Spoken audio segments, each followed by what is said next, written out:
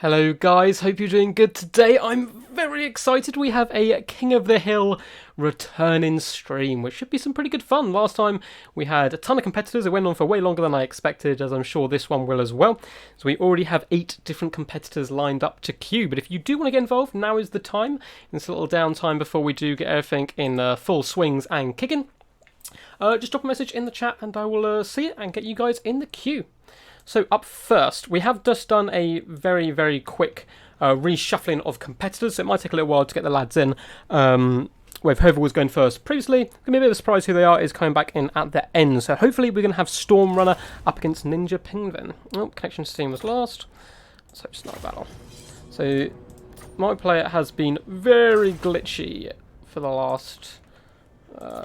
since they've done the update, basically. But it's been way better. I've actually been able to host games, as we can see here. It's probably because I was sitting idle for so long it reset. So let's just pop on Troll Country. So today, it's King of the Hill. Very, very simple rules. Is a simple winner stays on, best of 1 matchups. Whoever is the current king picks a faction and bans one. And then the competitor obviously picks their faction. We're having unit caps on. But the only major rules are that we're having the attacking rule in play from the Warhammer Cup rules. So nice and simple. Anyone can play if they want to. Hey, looks like Storm Runner is up. What's up, my dude? You are in game 1. We're waiting to see if Ninja does get back to me quickly, as he was number 3, so I don't know if he was prepared to hop in straight away. If he's not, we'll get Noob for Life in afterwards.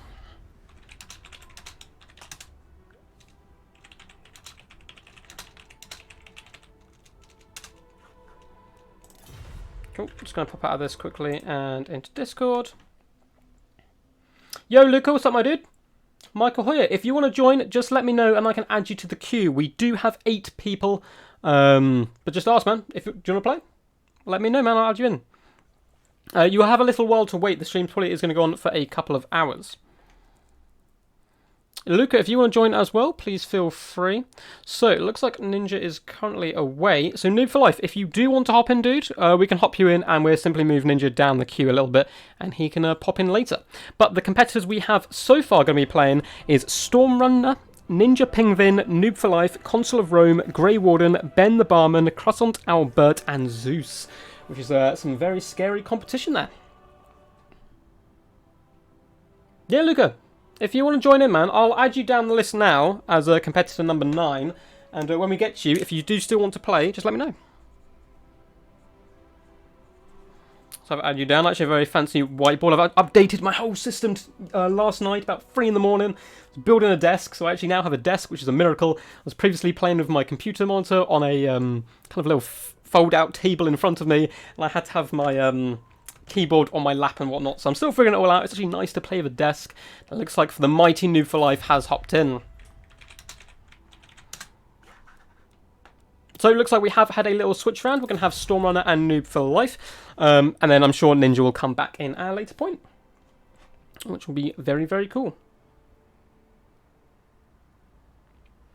So you are competitor number 9 now, Luca. So it's going to be a little while. It's probably going to be a couple of hours going through the games, but best of 1, so maybe it will go quite quickly, and it's very simple. Yeah, Michael, I'll add you to the list as well. Let's type you down onto the whiteboard. So Luca and Michael, you're both now on there. So ahead of you in the queue basically is Zeus, Storm Runner, Ninja, Noob for Life, Consul of Rome, Grey Warden, Ben the Barman, and Croissant Albert. So there's a few people, but we will get you guys in for sure.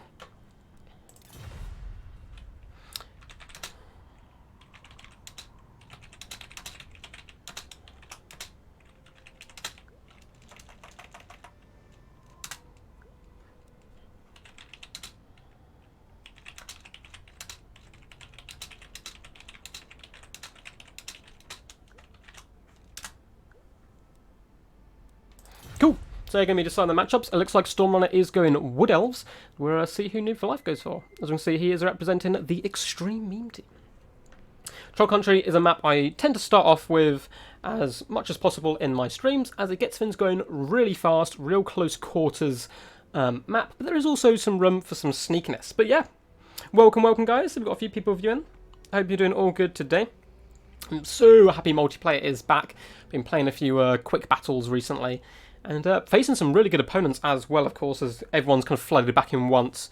So I faced Zeus the other day, I faced the mighty Gojira, and some very tough matchups. Cool, looks like New for Life may well be going high ups. Sick. Looks like they have decided on their matchup. Now, I prefer this matchup for the high elves. I think Lothar and Seaguard are very good here. You have cheap archers as well. You can get, yeah, Lothar and Seaguard who have shield as well, trade very effectively against Wood Elf firepower. But you have to be a little bit careful. There's some very nasty builds the Wood Elves can bring. One in particular I've tried a lot recently is 2 dragons, one being the Glade Lady, 3 Hawk Riders, and then like some mobile cav, and you can just pick armies apart. But you are very glass cannon, so you have to be a little bit careful as well. But yes, so this stream should be going for about 2 hours. We're going to have a much longer stream, probably in 2 weeks' time, I say, where we have an 8-man tournament, which is underway. It's going to be all held offline, and then I will show the replays. But that's a lot of games to get through. That's 4 quarterfinals, 2 semi-finals, and a final. So that's probably going to be a 4 or 5 hours stream, my longest one yet. So hopefully see a few of you guys there when that does happen. And later this week, we're also going to have another 4-man Death Before Dishonor tournament, which one of my favourite things to cast. It's all in good fun. It's a slightly competitive, of course, being a tournament, but we take most things quite light-hearted on this channel. Which is all good, and that's the best way to get involved as well. If you guys do ever want to get involved in tournaments, message me on Discord, and I'll get you into my my own little Discord channel, and that's where I post in advance all my tournaments, and then I tend to post them all on the other Discords as well. Try and get a nice mix of new and experienced players. So, what are you guys expecting this matchup? Wood Elves and High Elves? I've seen both these players play before, very good players. I've seen New for Life representing the Extreme Meme team, is in fact the current champion of Death Before Dishonor, so he's going to be a tough one to look out for. We'll see how he does. Right, I'm going to correct while I think about it the scoreboard, as we do have Noob playing.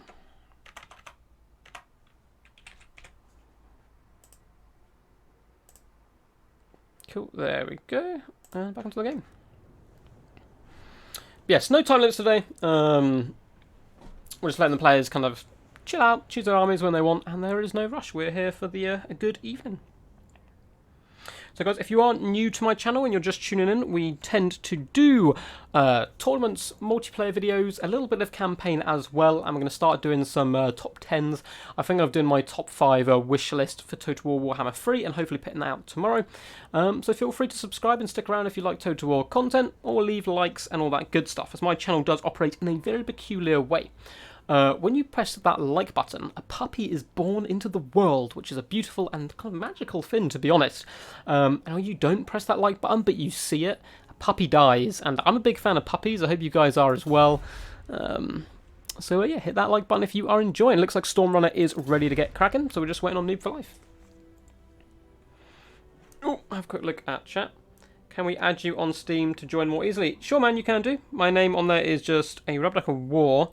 Or message me in Discord quick, and then I can pin you my Steam name as well when it comes to the time. Oh, looks like New for Life is ready, so we're going to get it cracking. And Battle 1, who will be the king? So the current reigning champion, oh my god, I can't remember. Who was it? They won 3 battles. Oh no, who was it? Last week we did a King of the Hill, and we had multiple kings. I believe, holding on to their crown 2020, and then the last guy got 3, but who was it? Was it Croissant? It might have been. I can't remember. I'm going to have to go back and look. I apologise for whoever that is. So let's have a little look at the armies. So for the Wood Elves and Stormrunner, we do have a front line of the Dryads. I quite like this pick, as they will be able to tear through Spearmen very, very quickly. These guys are massive damage dealers.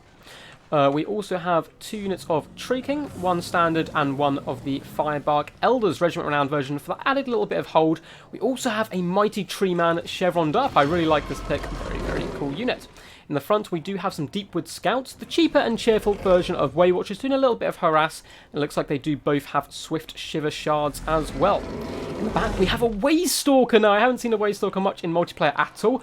Really interested to see how he is utilised. I've seen a lot of use from the Hales recently, and they're basically their version of him, so it should be quite interesting.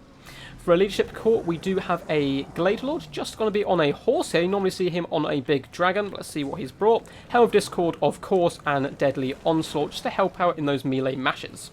We also have a Spellsinger of Life with Regrowth, Stone to Flesh, I believe that's called, and Earthblood. Let's just double check the names on those.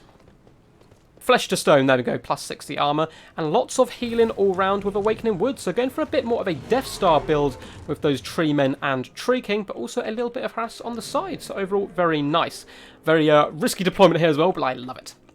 So, Noob for Life's army and the High Elves, we have some Illyrian Reavers on the flank, we also have some Silver Helms, and a Flamesfire Phoenix, probably expecting some trickery, deploying up here on the right-hand flank, trying to get down the side. Now, for the main points of his army, as expected, it is Lothran Seaguard. These guys trade very effectively in this matchup.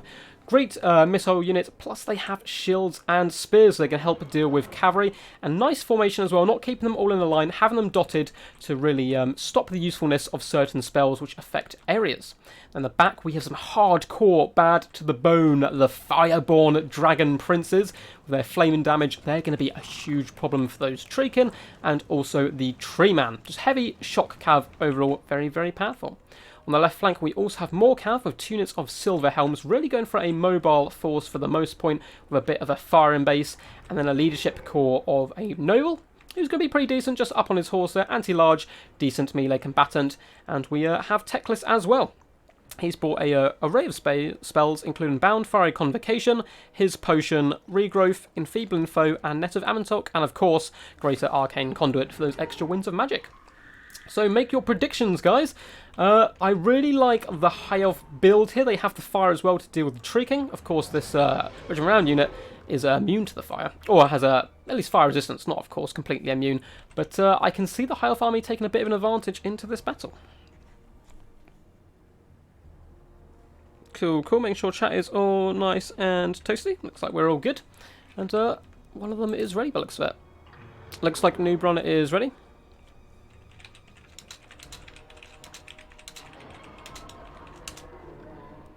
Cool, looks like they're both ready, so let's get this cracking. Yo, what's up, Warden? Hope you're doing good, my dude. You've literally just made it in time for the first round.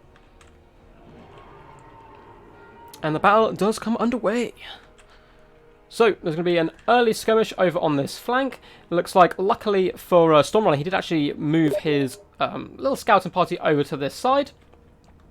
And the other side now, he's going to get a little poke on these Illyrian Reavers, which isn't a bad target for the Glade Riders of Hagbane Tips. They will be able to slow them down and do a decent amount of damage to them. So it looks like it's quite a slow start to the battle. Silver Helms just lurking in the trees, probably looking to ambush these guys once they are revealed. And look, guys, these guys aren't taking too much damage. High Elves have pushed up slightly just to start peppering these Dryads with fire. Of course, these guys may be made of bark, but they do not have shields, so they will take a decent amount of fire. Not the perfect targets, of course, but they'll do for now. So it looks like New for Life is retaliating by bringing some Silver Helms over here to try and fend off these Glade Riders, but it looks like the Lothran Seaguard are doing a good job of that by themselves. However, he hasn't yet noticed these sneaky scouts popping up on the left side with the Waystalker, who are going to get some flank shots into this unit of Lothran Seaguard. We do have a little bit of lag, unfortunately, kicking in, but that should hopefully sort itself out as the battle commences.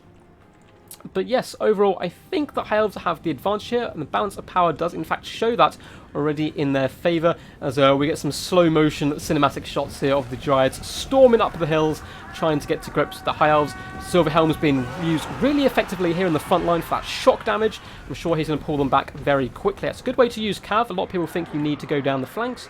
You sometimes just go straight down the throat and bundle it into those units. Flamesfire Phoenix hopping on top of the Glade Lord as well. Tree Man coming in to assist, and we have some arrows coming as well, which are going to do some serious damage. Expecting a Net of Amantok coming down on the Glade Lord, so he can't escape. But this Flamesfire Phoenix is taking an absolute beating from these Treekin. Especially if Helm of Discord gets popped, he's going to be in trouble. Up over on the left flank, it looks like the Silver Helms have crashed into that skirmish build, doing very good amounts of damage. Treekin desperately trying to get back to assist, but the front line is going very well for the High Elves for the most point, but the Flamesfire Phoenix has been beaten off. It's getting chased down by that Spellslinger, so if these big units can now get into the back, they could do some serious damage. Now, there is a ton of skirmish going on in the back here. Glade Riders being chased down by Illyrian Reavers, not where they want to be at all. You might be able to intercept them with Treekin, but as we can see, across the board, everywhere you look, Noob for Life is cycle charging with Cav very effectively, getting some huge shock damage in.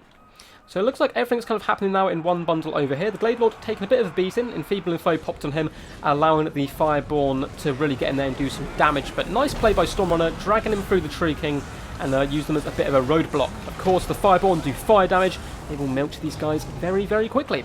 Most of the Archer Fire now is targeting this Bear Moth of a Tree Man, trying to drag him down and get those cheeky bit of hit points damage where they can. It looks like Stormrunner is really desperately trying to force this Flamesfire Phoenix off the field. Of course, it does get that Rebirth proc as well pop in sometimes, where it regains all its health. So nice play here. I like this, ensuring it gets off the battlefield here and hopefully kind of realigns the balance of power a bit. But he's got to be very careful. There is a chase on with Silver Helms and Illyrian Reavers who may pin these guys in place once they are off the field. And everything else looks like it's formed into a bit of a Death Star here. Silver Helms do have Helm of Discord popped to them, so they're going to be getting beaten down quite badly by these Firebark Elders. And this Noble even has to be a little bit careful, but he's doing some very good work on this Tree Man, where Enfeebling Foe is popped. We also have the Fireborn coming in, who are going to be so good against everything in this blob. As we see how that chase went, yes, he managed to chase off the Flamesfire Phoenix, but the Silver Helms and Illyrian Reavers coming for a rear attack, and they're going to break off both units of Glade Riders and leave this Spellslinger in a really precarious situation, and she's vital to Stormrunner's chances. He needs to get over here and heal these big entities and get that real value. But it looks like the Lothran Seagull have now formed a nice little firing conclave. There's no easy way to shut them down. You'd have to kind of bounce between them all. And they're firing in there and getting some serious damage in, breaking off that Tree Man, and it looks like the Tree King are falling as well. So it's looking very, very tasty at the moment for the High Elves. Teclis is just sitting back, just chilling out, watching his bros trying to sort out the main battle. And yeah, down goes the Spellslinger. Unfortunately, she's not quite quick enough to escape. And I think that's going to spell doom, I'm afraid, for Stormrunner and his Wood Elves. He, of course, was one of the kings in our last King of the Hill tournament, going on to hold his crown for 2 games, I believe. Now, the Noble is taking an absolute beating here, but now he's turned his attention to that Glade Lord. We're getting another cycle charge from the Firebond, which that Cav play was really top tier from Noob for Life there, and he is going to become the first king of the hill. Yo, Briggsy, what's up, my dude?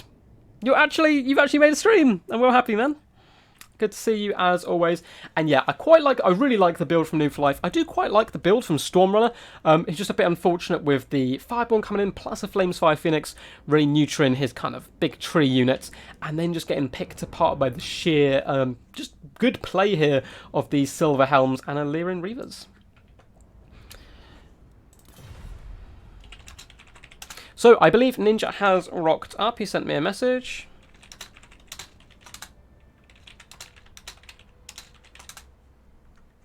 Cool, I will send him an invite and get him in.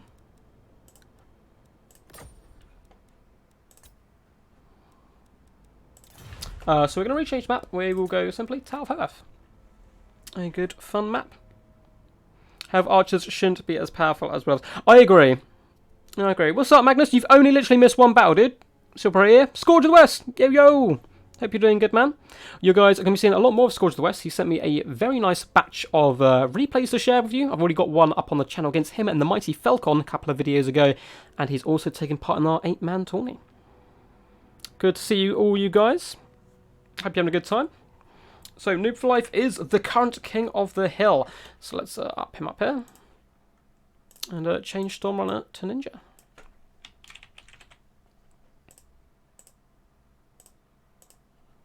Cool, that's all good. I'll just check Discord quick. Friend request from Tiari. Don't know who you are. You might be someone in the waiting list. Sweet, sweet. So it is Ninja versus Noob for Life. After this, we do have Consul of Rome stepping in, then the Mighty Grey Warden, who I believe is in chat already, Ben the Barman, Croissant Talbert, Luca, and Michael. If you guys want to join in, please just let me know. Yeah, I agree 100%, Brixie. Wood Elf Archers in lore are meant to be the best and the most accurate, but even on tabletop, they kind of weren't. Which is a bit unfortunate. Because they have lore-wise. I understand a lot of the lore can't match up. For example, Lizardmen would be the most OP faction in the universe. Because, like, their slans can move mountain ranges, cause earthquakes, stop comets from crashing into the planet, and all sorts of craziness. So I understand they have to do a bit of balancing. But come on, Glade Guard should be better than your standard kind of High Elves. Cool, it looks like we have High Elves versus the Mighty Norska. Ninja Penguin taking part of the High Elves, of course, being a bit of an OG of the channel, been around for a long time now. Relatively new to the competitive scene, but very, very good multiplayer player. And Noob for Life as well. Kind of came in with a storm, actually, and has done very good and won some tournaments. And is a super cool dude. You'll see him a lot on the channel. If you guys ever do want replays to be cast, I'm happy to do them. Send them to me on Discord, and I'll get them cast. Obviously, I can't really give a time frame because I get sent quite a few different replays from different people. I have a really cool one to do between Consular Rome and Poison Ducky coming up. But I will attempt to get most of them up on the channel. What the hell? Wood Elves should not be stronger with bow. It's not true lore-wise too. Yes, it is. Wood Elves are like the OGs, aren't they? I mean, I understand maybe not in a army situation. I can understand what you're saying, actually, with like the regimented amount of archers kind of loose and arrows and stuff. But I think, man for man, I think the Wood Elves are better shots. I think. But this is testing some lore that I learned as a kid, you know, like 10 years ago. Possibly longer, actually, than that ago. So feel free to kind of correct me on these things. I do tend to make mistakes now and again, which does happen. So just going to make a little tick on Stormrunner. Yep. You'll also see Stormrunner much more on the channel as well. Really good competitor. And thanks for him for playing. Oh, I see there's going to be a High Elf versus Wood Elf debate in chat. I think it depends on the situation. Like, I really feel like if you're talking about army to army, like on an open field, High Elves, kind of with their regimented like way of firing, are probably better archers in that aspect. But as far as like a skirmish or one-to-one, like an ambushes and stuff, or just who is the most accurate, I think it's Wood Elves. Let's see. Lothran Seaguard should be unbreakable. If we're lore-friendly, they are an elite unit, way stronger than Pity Glade Guard. Oh yeah, I mean, Lothran Seaguard are a different thing. They're a bit more elite. I'm talking about basic archers here. And Lothran Seaguard mainly fight on boats, I believe. Hence, Seaguard. But they're very cool. So, do you guys think Noob for Life is going to be able to hold on to his crown, keep it held high in a bloody fist above him, victorious, or is Ninja Penguin going to come in and overthrow him? You say dwarves are better, mate. Dwarves are the coolest. Dwarves have some of the craziest lore. I mean, they're kind of a dying species, unfortunately. They're always a dying species in any fantasy, I swear. Lord of the Rings, dying species. Warhammer, dying species. Skyrim, dying species, or dead species in that one. I want to see some dwarves prosper. I'll raise that as a... Yes, yeah. So I quite like High Elves. My favourite is Alithanal, however. He is my favourite. I know he's a little bit more kind of dark and twisted than most of the High Elves, but I think the High Elves have that kind of side to them as well. So we're going to be playing on Tower of Horeth, a map you'll see quite often in competitive.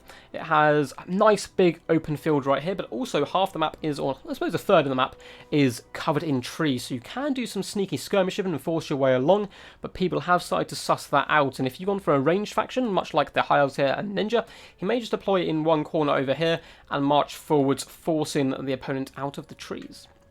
But I know Noob for Life is a very good Norscan player, so this will be interesting. I've taken Norscan quite a few times against High Elves. I like Skin Wolves in this matchup. I think, personally, High Elves really struggle with large entities. They have so many spears, so many halberds with Phoenix Guard and Sisters of Avalon and so forth. But if you can deal with the Sisters, get them offline with Wind Blast and so forth, if you're like Lizardmen, for example, and you keep those big entities moving, the Spearmen and Sufferers don't have enough mass to pin them in, and you can really tear them apart. Hey, Zero Spin for Noob for Life. Elite plays there.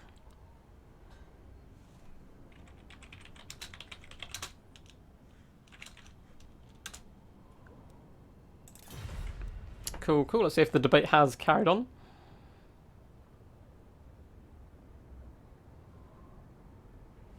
Let's see. How's there a proper army? Well, so hippies running in the woods. I'm not gonna lie, man. I probably prefer Wood Elves. I just love Wild Riders. The whole lore behind Wild Riders is very, very cool. It's kind of like vengeful elves who ride out like once a year and just wreak havoc on everything they find. It's pretty damn badass. But I'm definitely better with High Elves, I think, in my player. So it looks like Noob is ready, just waiting on Ninja. Anyone new who has joined, welcome, welcome. We are doing a King of the Hill, kind of like a mini little tournament. Noob for Life managed to beat Stormrunner in a game just now. So he is the current king and one up. The king picks and bans a faction, and then different challenges come into play. So we have Ninja Pinvin challenging now. Then we've got Consul of Rome, Grey Warden, Ben the Barman, Croissant, Albert, Luca, and Michael. And if you want to join in, let me know in chat and we'll get you in. And feel free to hit that thumbs up button. It really helps out and lets me know that you guys enjoy this type of content.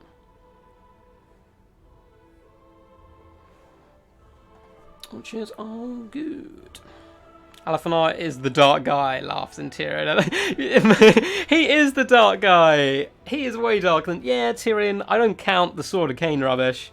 I don't count none of that as lore. But Alaphanar, come on, bro. He, like, pinned Dark Elves up against a mountain whilst another Dark Elf army had to, like, walk underneath it. That's some crazy stuff. Alaphanar is a really good book on Alaphanar, actually. I have it behind me. Called The Shadow King by Gav Thorpe. Highly recommend. One of my favourite Warhammer books. You don't like elves in any lore? I don't mind elves. It depends on the elf. If it's like a real airy-fairy one, then I'm not too fussed. But if it's like vengeful, horrible dark elves, I think that's pretty cool.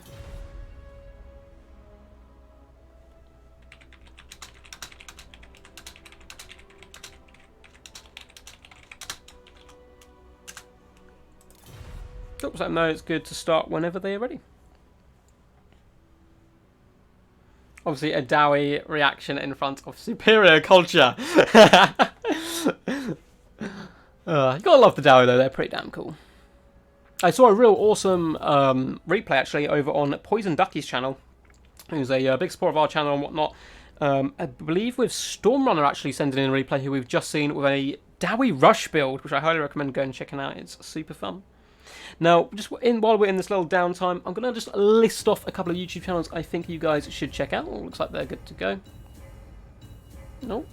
Yeah, I think it's all good. I'll leave him a second, make sure it's all good, and then I'll start the battle.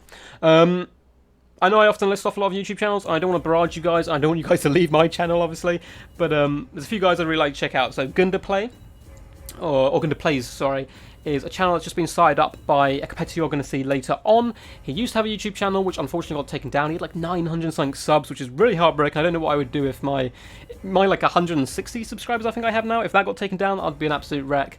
So go check him out. He's just started YouTube up again.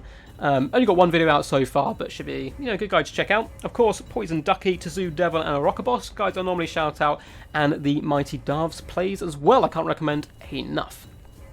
Of course, obviously, you guys know about all the big guys, you know, Turin, Lawmaster of Sotek. I mean, most of you have probably heard of Darves plays and whatnot. Before I give a shout out to some of those like smaller guys who, you know, growing channels and let you guys expand your knowledge. But always, you know, come back to me. I'm the greatest. Let's see. Yeah, books about Thunder are cool. Yeah, man, they're really cool. I've only read that one. I'm kind of reading through the Game of Thrones books, and it's taken me months. I'm on like book 3. Yeah, book 3. Right now, which is going pretty good though. I'm really enjoying it.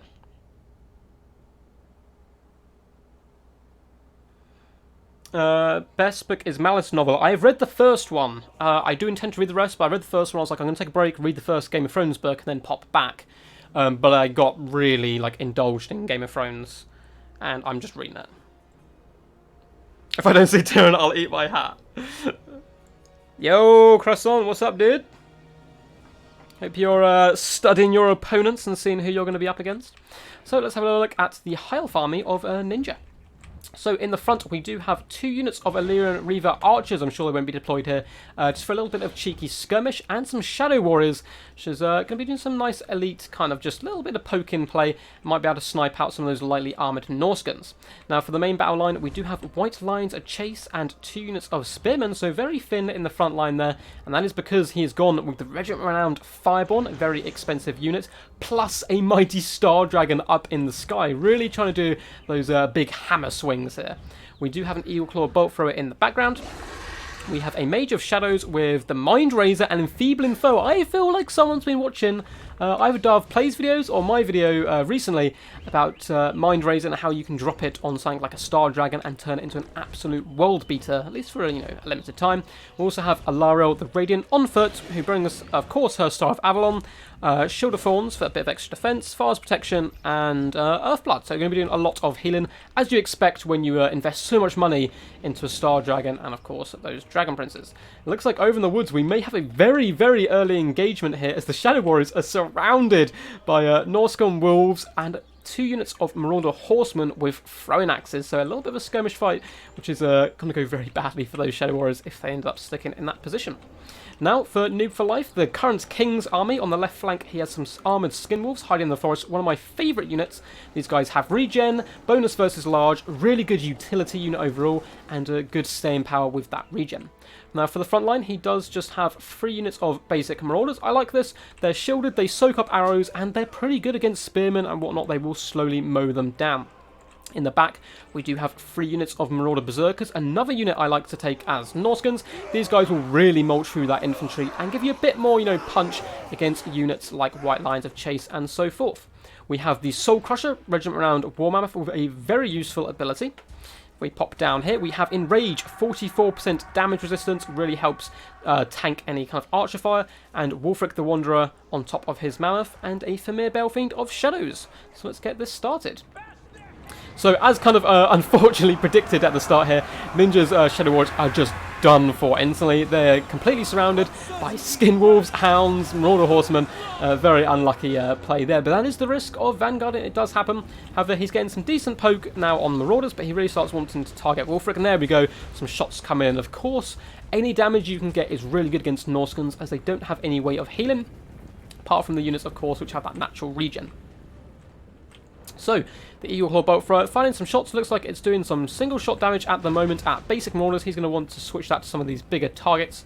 And the Limb Reavers are darting back to try and get some early shots in. Is this very small formation? I think may struggle. He really needs to take out these big units early on and then just tear out everything with the big dragon and the Dragon Princes, which, speaking of which, where are they? They hiding in here. I swear I saw Dragon Princes. Where are they? Where are ya? Are they hiding in the woods? Oh, it looks like they are, in fact. Oh, there's White Lines of Chase hiding in the woods, moving up to fight some Marauder Horsemen. Oh, here they come. They come storming out of the trees.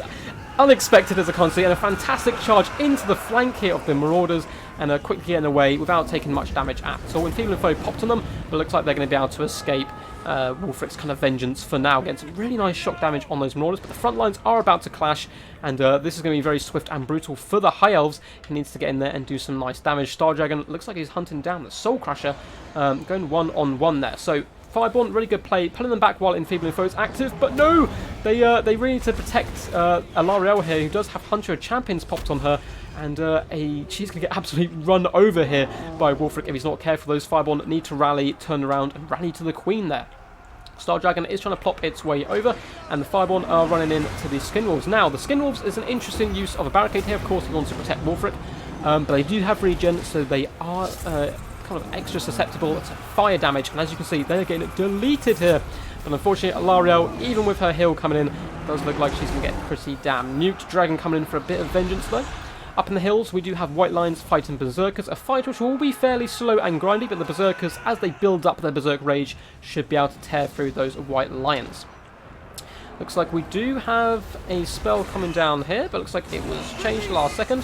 Wulfric has taken an absolute hammering from a overcast Enfeebling Foe, but 2v1 with the mouse here. Mind Razor popped on top of his dragon, very nice play, but he is completely outmatched. He cannot take down the Hero Corps plus another Mammoth, and that Star Dragon looks a little bit stuck. These Fireborn need to get in there and help out, but across the battlefield, the Norscans are just swarming over these High Elves. Marauders will drag down these Spearmen.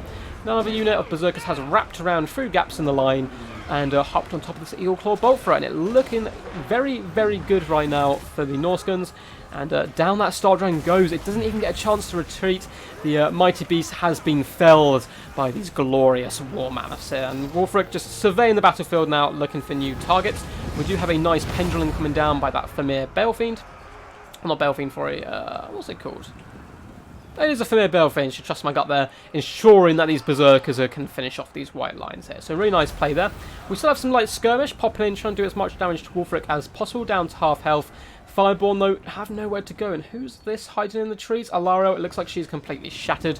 Very unfortunate for Ninja there. And balance of power swings heavily in the favour of Norscans. I can't see any way back, really.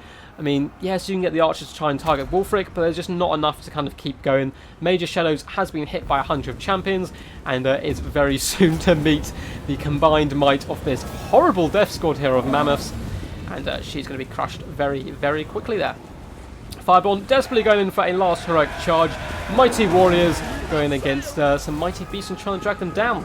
But unfortunately, the Dragon Princes, their prime is long past. They no longer ride mighty winged beasts into combat. Instead, reluctantly have to go on horseback, and they're just not enough there to pull through. So, really well played by both players there. Some really nice early picks and nice attempt at a bit of a snipe with the dragon there, but there just was not enough front line to protect the investment of that Eagle Claw bolt thrower. Not enough to deal with just the mass of marauders set in front of him, and even these kind of high punching powers of Dragon Princess and Dragon couldn't stand up to the two Mammoths when they were assisted with nice usage of magic, plus this unit of armoured skin wolves. Of course, a bit unfortunate early on getting those Shadow Warriors picked off, but very well played to both players.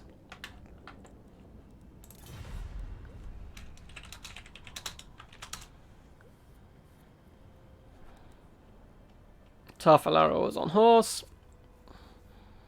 Yeah, unlucky with the Vanguard.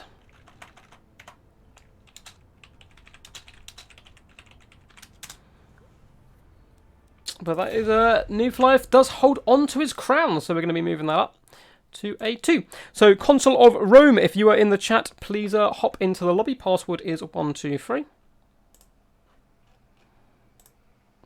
Hey, Luca. Cool, I just got a message on... bro.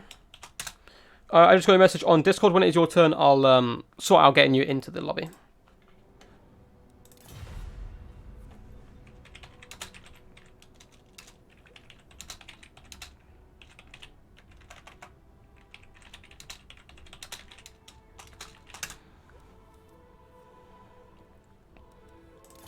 Cool. So hopefully Console is in the chat. If not, I'll send him a quick message. Oh, let's have a look. Looks like you guys have been busy.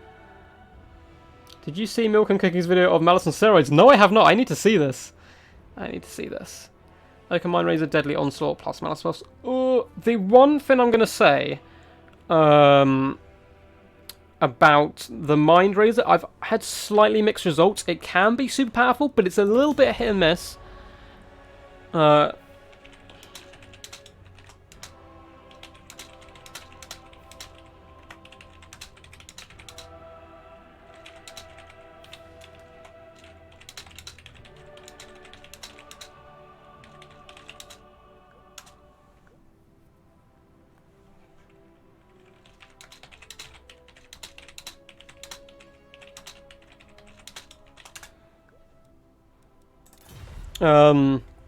Mind Razor, because it ups your armor pace but not your melee attack, you can still, you're just a prince, for example, on top of a dragon. You're still going to struggle to hit people who have, like, really high melee defense and whatnot.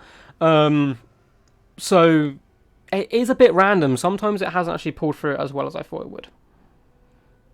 Warden, your match is after this one, so I'm just going to pop a invite to Consul of Rome, if he's online. If not, dude, you will be up. Going to quickly go on Discord. Consul Rome doesn't seem to be online at the moment, I don't think. Cool. I'll send him a message anyway.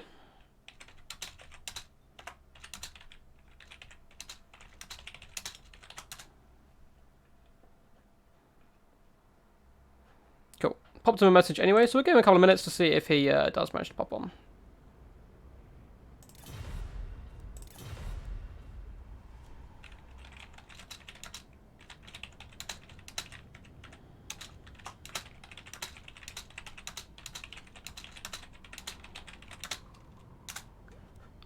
Cool, so hopefully it will be Consul of Rome up. If he doesn't pop up though, Warden, then it will be your time to shine.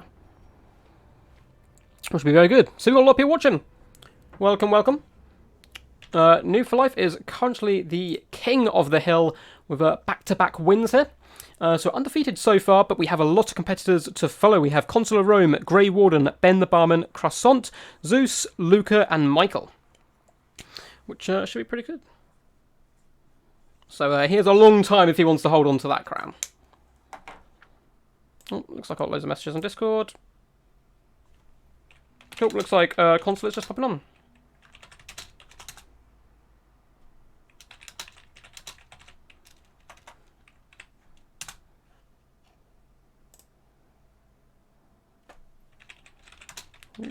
Cool, sorry, just replying to loads of messages.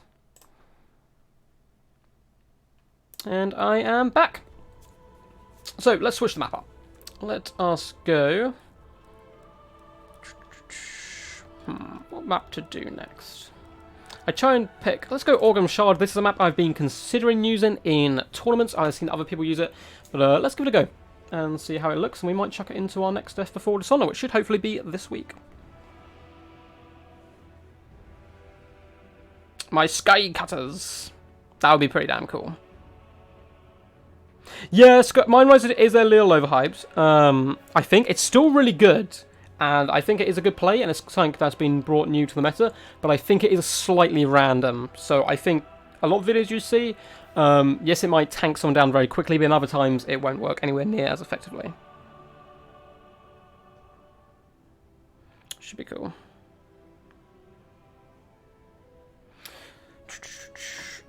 Oh, so I believe Consul is popping on now. There he is. I'll send him a little invite. And we get our third game cracking. Consul Rome, very good player. I think these two have played quite a few times before, actually.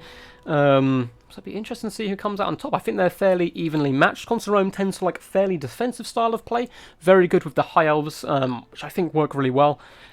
But people don't understand, like, defensive style of play still means you're very, very skilled. Defensive play requires so much micro skill to ensure you keep your backline safe.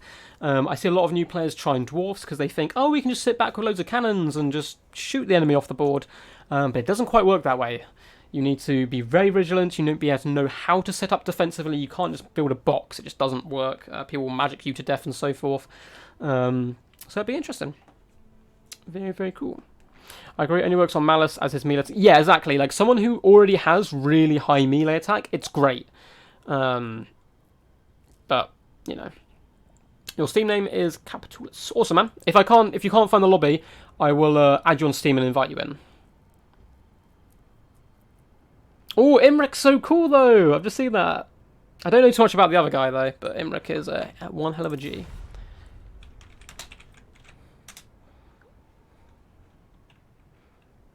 So, New for Life will pick one and ban one. Unless those guys want to do a gentleman's agreement, which I'm more than happy to allow. Cool, cool. So, Orgrim Shark, I mean, interesting map. Haven't seen it too much. I just know a lot of people use it at the moment. Should be very good. So, welcome to all people who kind of are hopping in and out of stream. Hope you guys are having a good day. We're just here chilling, doing some battles. Do you mind if I take the Dowie? So it looks like we may have some dwarves. Some of you may have your wish. Brooksy Man as well, if you want to get involved in the King of the Hill, let me know, dude. We might have time to add you in at the end. We already have 10 competitors, so that's going to be quite a lot to go through. But if we keep going, we're going stronger. I don't, pass out from exhaustion of speaking for too long. We'll get you in. Ugh. Chaos not till game 3 now, I don't think. I want a Chaos update. Yeah, it's probably going to come in Total Warhammer 3. What are your guys' biggest wishes for Total Warhammer 3? Mine, personally... Actually, I'm going to do a video on it, so I'm not going to say too much. I'm going to do a video on what my kind of like dream wish list is. But I am hoping... One thing I will say is I'm hoping for improvements in multiplayer. I think it's great. It's very community-led. I just want a different scoring system and maybe some, like... a better ranking system and maybe even some tournament options on the actual multiplayer. Awesome, looks like we are going for the Clan Ungrunt by Consul of Rome up against Noob for Life Dark Elves. Now, Dark Elves have a ton of armor-piercing options, which are very good against the Dowie. But as I said previously, Consul of Rome, fantastic defensive player. And, of course, Dowie, fantastic defensive faction. So it kind of suits him highly there, I think. Which should be very good. Cool. So those guys decide their armies, and let me know your opinions. Is New Flife going to be able to hold on to this? I want to see, and I can't say that name, Alforian and Archmages for generic Lord choices. Yeah, that's going to be cool. Oh god, Beastmen and Wood Elves need updates. It's really tough though, honestly. They're both fairly full for their rosters on tabletop. Especially Wood Elves. There's a few more beasties you can bring to the Beastmen, but I don't think that's going to balance them enough. Wood Elves, there's a few cool characters, the Sisters of Twilight and so forth who can come in, but actually unit-wise it's going to be a little tricky. They might have to delve into lore and kind of whip some up like they've done with some of the other factions, which I'll be down for. I'll be very down for. Norscan need new Legendary Lords? Hell yes they do. I believe there's a Norscan chieftain who became the Ever-Chosen before Archaon. I think, again, trying to delve deep into my mind into kind of 10-year-old lore. But he'd be quite cool if he is a guy. Let's have a little look. Yeah, cool. Cool. I'm excited for this battle. So once again, after this matchup, we do have the mighty Grey Warden popping in. Then Ben the Barman, the OG of the channel, the first ever victor on my first ever tournament, and he repeatedly got to finals after that as well. Got kind of stopped, unfortunately for him, by Zach B. Sane, I believe, and Felcon and a few other people, but very good player overall, so excited to have him back on the channel. Croissant, Talbert, Zeus, Luca, and Michael. Should be really good fun. Let's see, is there any maps as well you guys want me to pick? Let me know in the chat and I can get them up for the next one. As long as they are good maps, I don't want any of these horribly one-sided maps that I know that do kind of lurk around the battlefield. Sister Twilight, yes, I'm all about the Sister Twilight life. I think they can be really easily implemented.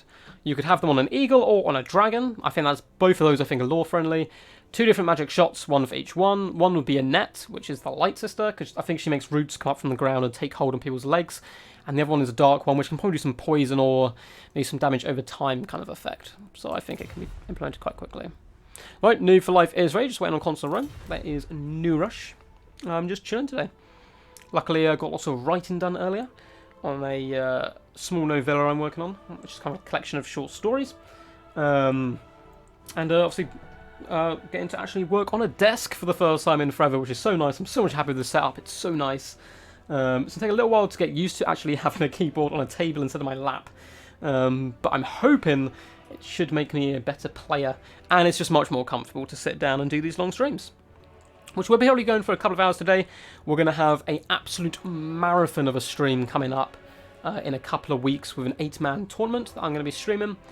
Just going to be streaming all in one go. It's going to be pretty hectic. Going to try and fancy myself up a little bit and have a proper bracket as well. Spoken to a few guys about how to make brackets, and most of them just said Photoshop, and I'm very terrible at Photoshop. So if anyone knows how to make a decent bracket, please do hit me up. That'd be really useful. So it looks like a Consul of Rome is ready.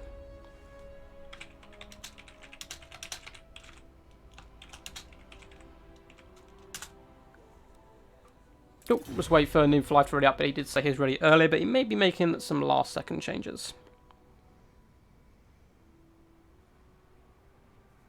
You'd like to see Rams have mounts? Mate, you are not alone. My housemate is obsessed with that idea. I think he saw The Hobbit, and he saw the guy on the hog, and he's like, man, these guys need Rams.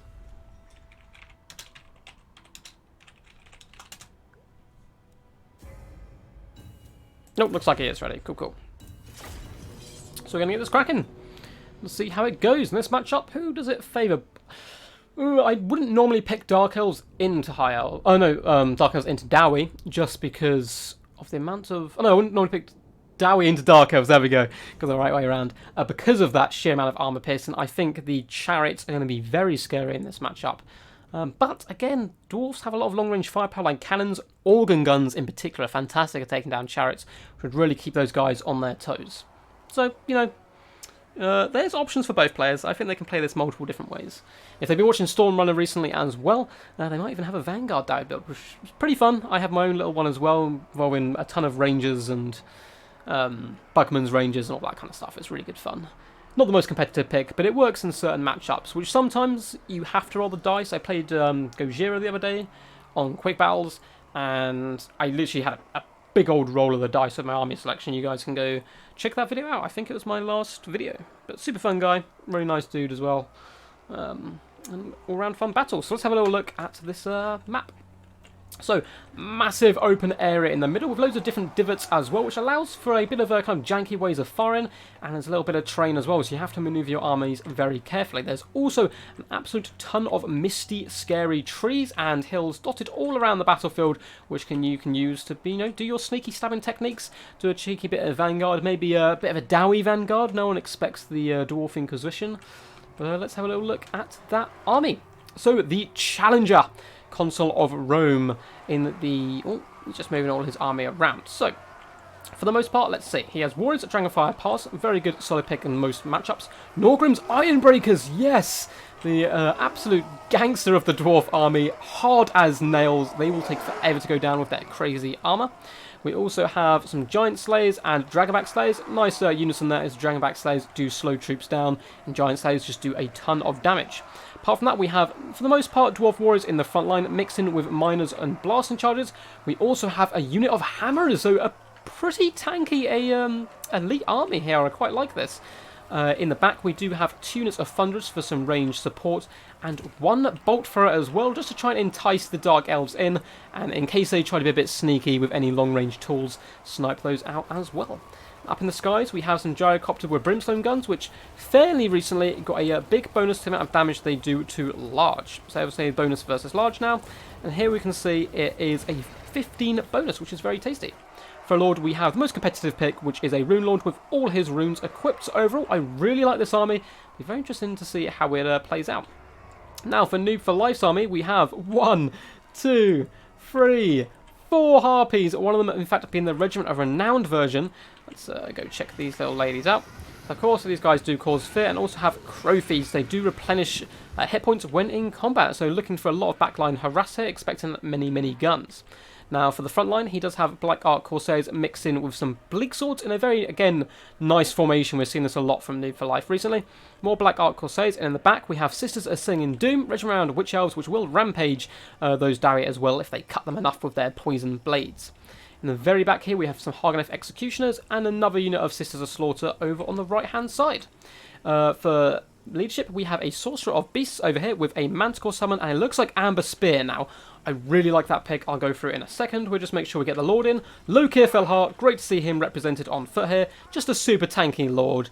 Pretty good against the Dowie, I suppose. So, Dreaded Duelist, also Helm of the Kraken to give him melee defense and replenish hit points. Murderous Prowess, of course, like all Dark Elves have. Now, the reason Amber Spear is so good, I'm just going to double check to make sure I'm not hallucinating here, and this is actually Amber Spear. There we go.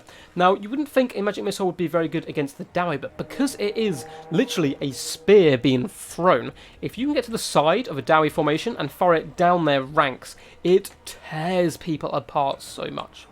Now, in the distance, we can see also some Slash Harvesters up there. Let's check here. And some Dark Rides in reserve as well. So, Slash Harvesters, Doomfire Warlocks, Regiment Renowned. Really nice map presence already. You can see if you look up here, there's already kind of a surround going on by Noob for Life. But is it going to be enough to break through this very nice defensive position here by the Dowie?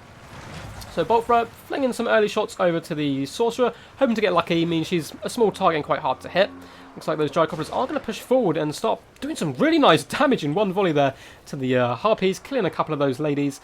And if they get too close, they can always fall back to the gun. So I like this early pressure. Looks like the Bolt Thrower is also firing at the Harpies. As Noob for Life does slowly move up his forces, and it looks like the Dark Riders are hidden and slower than the Celestial Harvesters. So far, quite liking this map. Looks like we again have a little bit of lag. Hopefully it's not on Noob's side, because he's been in every game, but it may be on my side, but I don't think so. I am actually plugged in a direct line with the LAN cable, but it seems to be fixing itself, 2 minutes into every battle, so it's fine. Thunderers unleashing some firepower into the Harpies, protecting their Gyrocopters, and doing some okay damage, getting some volleys in there. It'd be nice to get these ladies offline, so you don't have to worry quite so much about all this backline pressure coming in. But this is what I'm talking about. So he comes up here with the spear, overcasts it down the line, and it just goes through so many Dowie. Look at that damage onto Norgrim Ironbreakers. A third of their health already gone. Very, very good play there. And a new tip for some of the new players to learn. So Thunderers are now focus firing one unit of Harpies and have scared them off. Nice obliterating work. Whilst the Gyrocopters just tease the other ones, trying to lure them in so these Thunderers can just get them in this nice concave. who is the Bolt Thrower final. Bolt Thrower a little bit unprotected here, but there is some Giant Slayers quite close, so maybe it's a little bit of a trap trying to lure people in. Harpies attempting to go for the Gyrocopter, but once again, just getting caught in the crossfire and pulled apart here. But now what I would do is drop these Harpies down on top of these Thunderers while they're engaged here, but looks like he really wants to get those Gyrocopters offline. I don't blame him, as they can do a lot of good damage to Hagenef Executioners and so forth. So Norgrim Ironbreakers do throw in their Blast and Charges. Black Ark Corsairs try and tease it out and fall back, maybe avoiding some of the damage, but still taking the brunt of it. As we can see here, Bleak Swords have engaged with Dwarf Warriors with a bit of a wet noodle contest. These Harpies are so focused on trying to bring down these Gyrocopters, they're going to keep taking damage, but it looks like he has disengaged one and brought in some Dark Riders to try and shut down these Thunderers. However, very nice play here. Master Rune of Wrath and Ruin drops on those guys, going to allow the Dragonback Slayers to catch them, slow them down with their own attacks, and these Dark Riders are completely done for. Consul Rome reacting so well so far to everything that is happening, but he did not see the Slash's Harvesters on the right flank shut down his Bolt Thrower here. Up in the sky as well, looks like Gyrocopter has been caught and Manticore summoned, so Newflife definitely not going down without a fight here, and pulling all the stops here, destroying the Gyrocopters and destroying the Bolt Throwers, so real back and forth affair so far. Looks like the Black Ark Corsairs are starting to push up to assist. Sister Slaughter trying to get around the flanks to help over here. And where are those Hagenef Executioners? Looks like they are getting surrounded, though, by the Hammerers, mixed in with Norgrim Ironbreakers and a Rune Lord popping all his buffs. That is going to be a tough time for those Executioners. But again, themselves are very elite. And in the background, we do have Sisters of Singing Doom, rampaging some Giant Slayers, and Slash's Harvesters also shutting down some Thunderers. So real nice pick.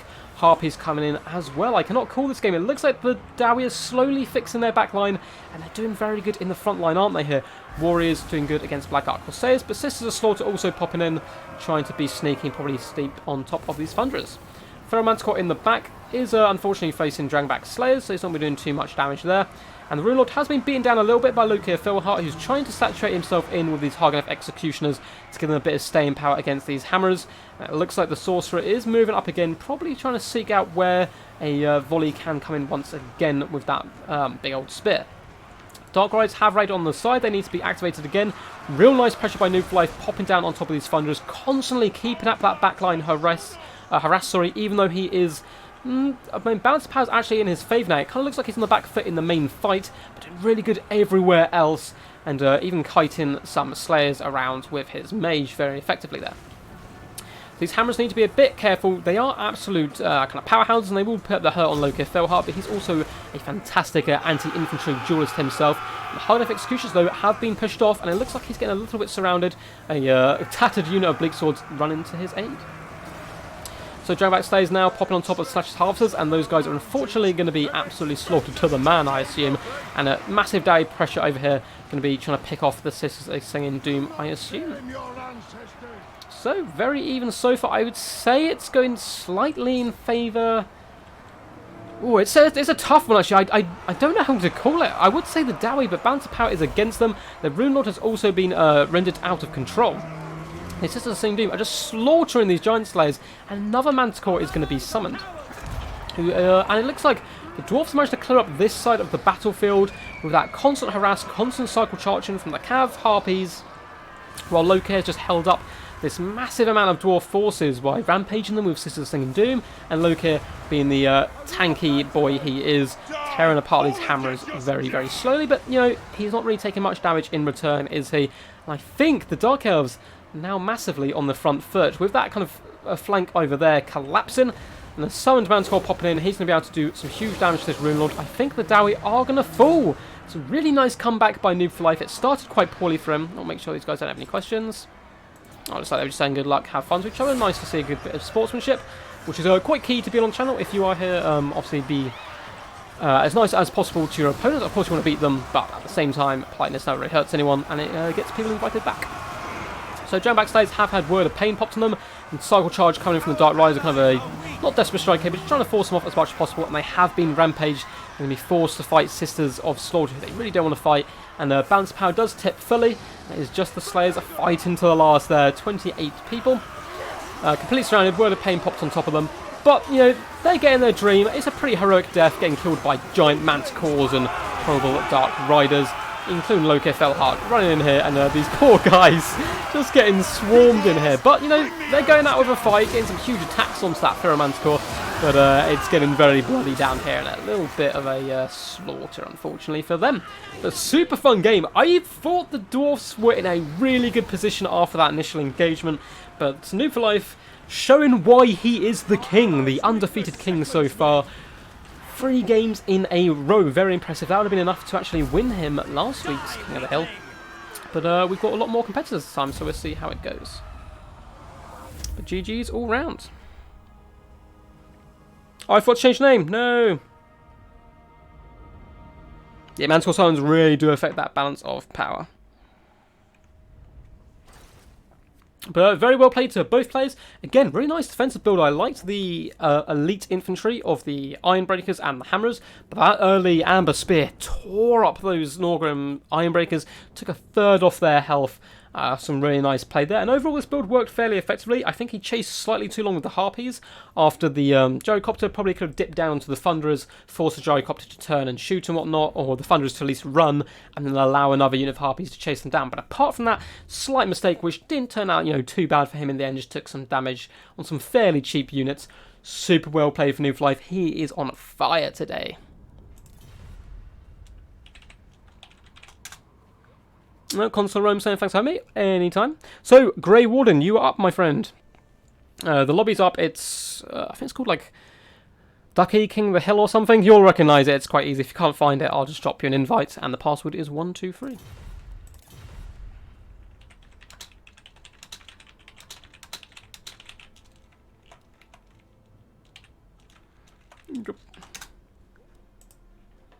So, while I remember, let's switch this up. So King on an absolute roll here, up to 3. And we have Warden popping in. Yep. We've got some messages on Discord, make sure we're all good. Cool, oh, just people asking for password and stuff. Hey, looks like Grey Warden's in.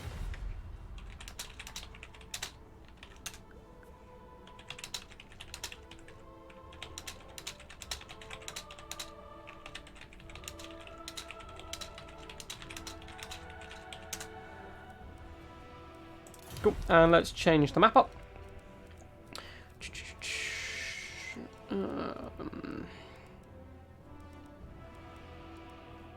Let us go River Amaxon, probably in my top 5 favourite multiplayer maps, because it's a Elizabeth map which is actually kind of balanced, which is rare.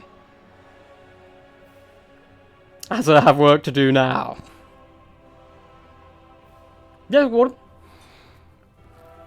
For anyone who does join in, you can always just leave the stream on mute. There is a delay anyway, hence why my replies are quite slow as well, and it's on my phone. I don't have 2 monitors yet, I've just got the one. So I reply a little bit slowly, but there is a delay, so people can't stream snipe. But it's there naturally. I trust everyone who plays him once I've spoken to most of them and had them on the channel before. But it's there anyway, so it's good to see. Morland doesn't mind who he plays as, boasting a lot of confidence there, or a lot of lack of confidence if he's like, oh, it doesn't matter, I'll lose. Or it's, doesn't matter, whatever you bring, I can tank. We haven't seen any green skins yet, I'd like to see some green skins. That could be quite fun. Lizardmen as well, we haven't seen any of my Dino boys. I've been loving kind of trying out Salamander heavy builds at the moment, and actually having some quite huge success with them. Looks like Noob for Life is representing the forces of chaos here. It's going to be pretty cool.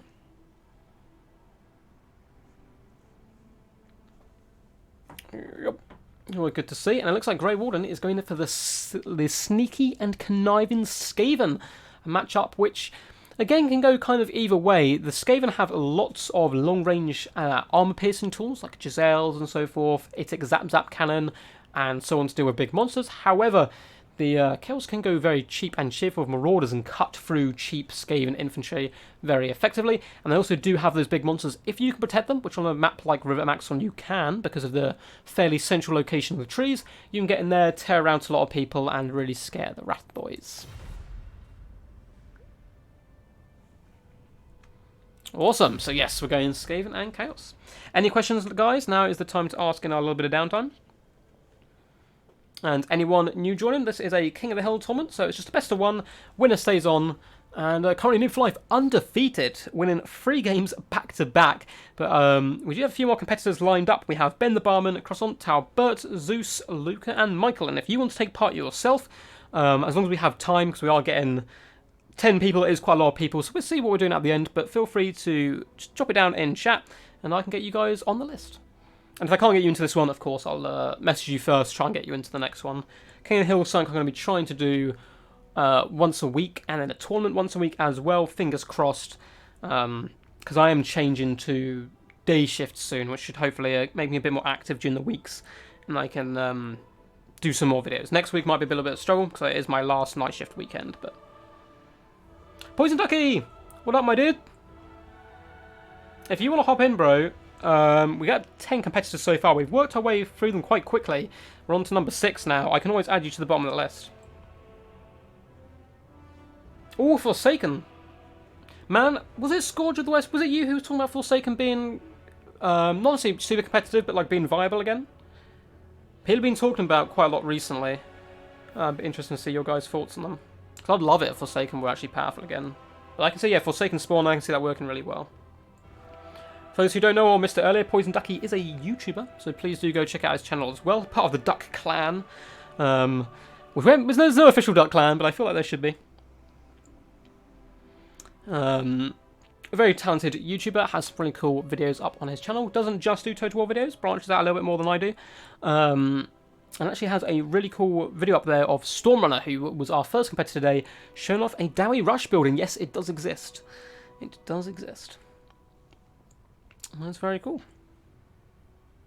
So guys, if you're new, please do leave a good old thumbs up if you're enjoying what you see. It really helps out, and subscribe and all that good stuff. It's nice to see new faces and old faces, of course. You will play next time, Briggsy. Okay, bro. I'll let you know. I will drop in all the Discords and stuff so you get a little heads up, and then you can just put your name down. If you do want to play today, though, feel free, man. We've got quite a lot of people, but I'm feeling pretty good right now. I'm not feeling ill or, like, tired from talking just yet. Oh, looks like those guys are ready. I may have a tiny, like, literally 1 minute break in a second between games so I can go grab a glass of water. But I'm happy to keep going for now. We've been going for about an hour so far, I believe, and we've already got through over half the competitors. So yeah, I'm happy to go for like 2 hours. And hopefully, if I can organise enough people, it's probably going to be Friday, roughly similar time to now. I may host the next Death Before Dishonor tournament, which is a 4-man tournament, best of 3 semi-finals, best of 3 finals, and it's super fun, super chill. And that'll be the last one of Season 2, and we'll try and get all the champions back from previous Death Before Dishonors to kind of do a Royal Rumble. Unfortunately, there was a big gap between Death Before Dishonors, I think like 3 months, so I'm not sure if Flying Taco and Chosen One will be interested in coming back. So they were the first 2 champions, but if they are, we'll get them in, and if not, we can have 2 new competitors to take on the 2 champions. And Noob for Life, who's currently storming this stream right now, was in fact the champion of last week's.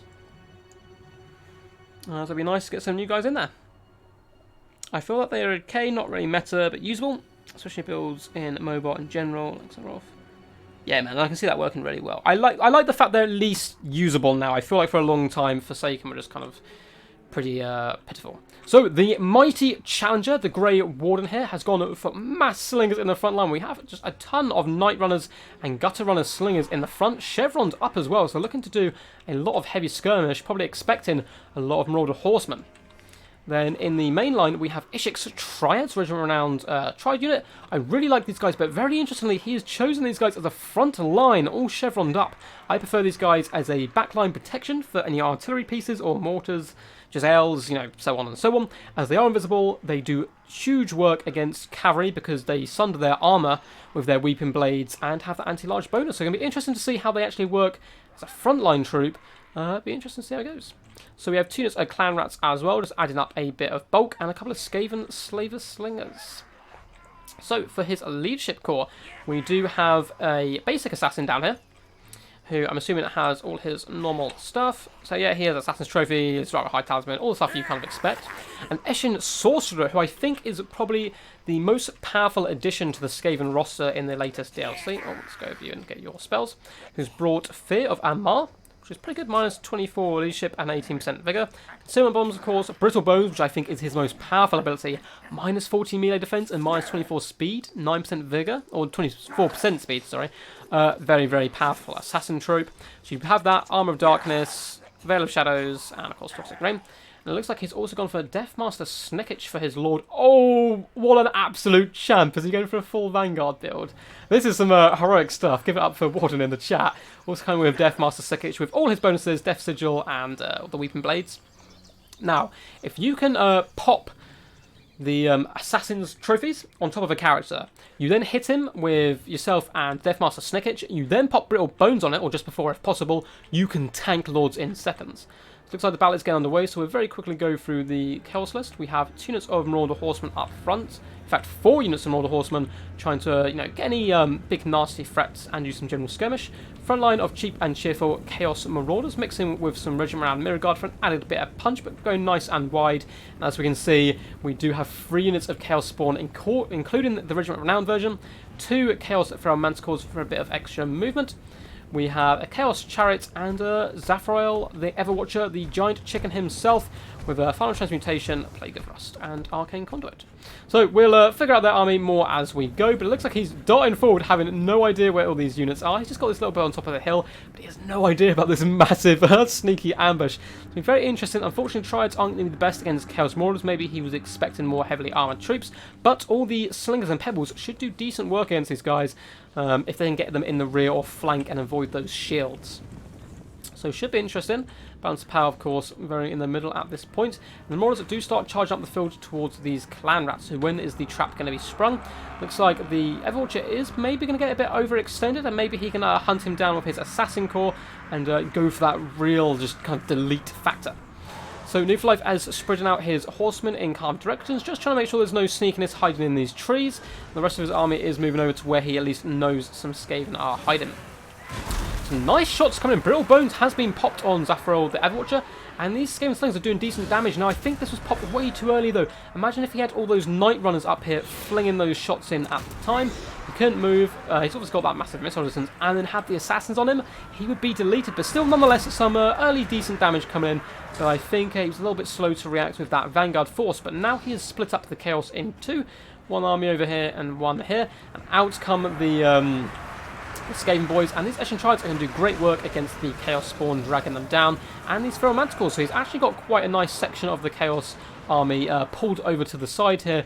The rest of it, the New for Life really needs to activate these guys and get them over, but of course it's much easier to cast and kind of say those things when his micro is real stressed over here. Looks like Eshin Triads have popped Concealment Bombs and going to try and whip their way back around here for some rear attacks, but this fight is going relatively well for the Skaven, I want to say. Looks like he's dropping a Vortex spell down as well. But the sheer weight of the Chaos power here might actually be able to push through these Triads and force them off with that Terror causing Zafrael. That Leadership Core really needs to be in here doing some damage. Otherwise, this part of the army is not going to be needed. He's just going to be able to force off these Gut Runs and so forth. They look like they're all flinging their shots into... Oh no, they are mixing their shots up into some of these beasts. Really nice play. You don't want them all on Zafrael. So Fear of Ammar has been popped down. I think that must have been an accident. It is getting the minus vigor, but leadership is of course not going to affect the big beastie, as he is unbreakable. Looks like those assassins have got in, but Chaos Marauders have been pulled to the side. Now, this is the problem. All his slingers are absolutely open now. He's committed all his forces to this bundle. Marauder Horsemen are going to swoop through these forests here, running over Skaven slingers where they can. But there's a lot of them up here, so they will be able to do some decent damage. There are some rallying Eshin Triads, so maybe able to put those guys down. So, Feral Manticores taking an absolute hammer in here, so have the Chaos Spawn, and they are in fact rampaging. But they have managed to get Deathmaster Snicketch a little bit surrounded here, who he does not want to be fighting Chaos Spawn. Marauders, that's fine, but really he wants to be popping on top of the Lords and so forth. The Assassin now getting picked on by a Feral Manticore, which no one wants to see. Poor little rat boy there. The Gigantic Chicken did actually back up, but then he's going to be coming back knowing that his situation is a little bit more secure. Chaos Marauders charging in. Now, one unit of Eshin Triads was sacrificed to try and hold back as many forces as possible. He deals with this blob, and he is slowly dealing with these guys, but it is taking a very, very long time. And his backline is completely run over, and the King is striking once more of these Chaos forces, popping on top of some gutter runners and really putting these guys in their place. So Zafran, now Assassin's Trophy has been popped on him, and Ride will try hide Talisman. Assassin is doing some really decent work tearing him down, but he needed that assistance from Snickage, who looks like trying to force his way over here, but with the Manticore as a bodyguard, poor Assassin is going to get terrified and run away. Arm of Darkness, unfortunately for Warden there, popped slightly too late to keep him in the action. So tiny bit of lag now, and that gets us to evaluate the battlefield as a whole, and it looks like Chaos are really starting to take a dominant side here, but they have taken huge losses across the board.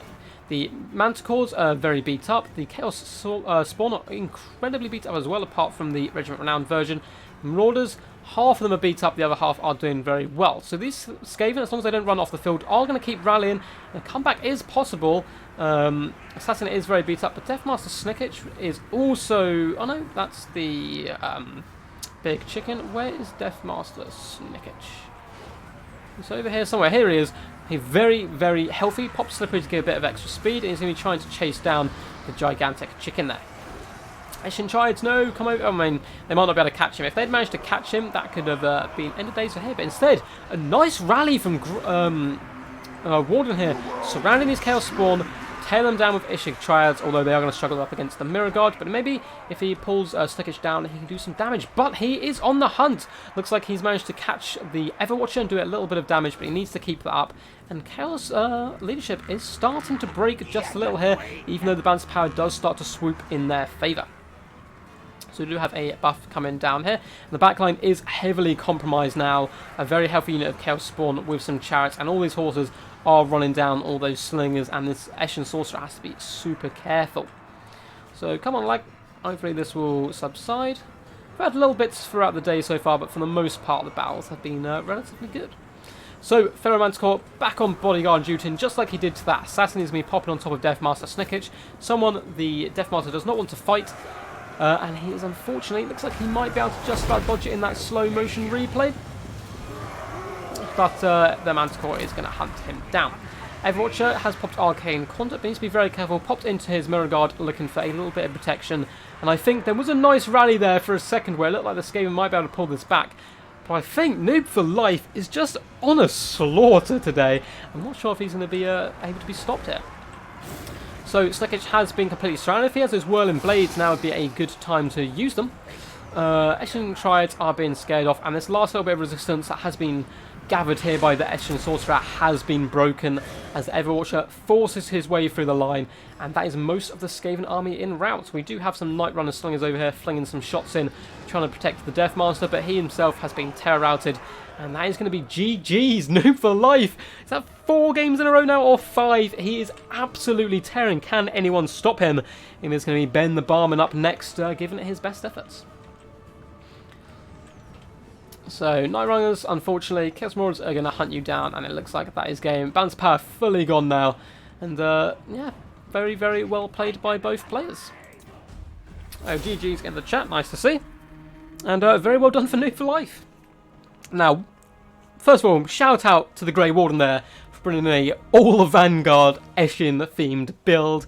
Very, very cool there. I think it would have worked much more effectively against... well, if he didn't have so much cav, it would have really helped, as those slingers would have had a lot more value, constantly getting that damage in against the large units, while the Eshin Triads drag them down. And he probably needed 1 or 2 more fins as well to deal with the Marauders. But really fun build nonetheless.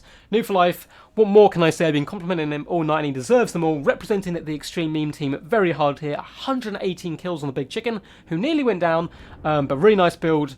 Spawn just so sticky, being unbreakable, dealing a lot of decent damage, and of course bringing that fear with them. And the Mirror Guard as well, just assisting that Marauders. And Marauders, again in this matchup, will tear through Skaven, especially when they start getting berserk. So very well played. Glad to be a part of this King of Hill. Thanks for playing, bro.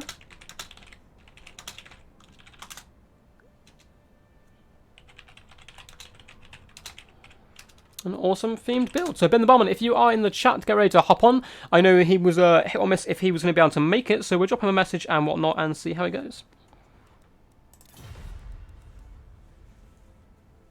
Is he online is the question. He's not on my friends list online. I will drop him a message on Discord and see if he's good to go. So yeah, what did you guys think of that battle? That was super fun. I really like the theme build, and I will get to chat in a second as well, don't you worry. I'm just going to message Ben the Barman.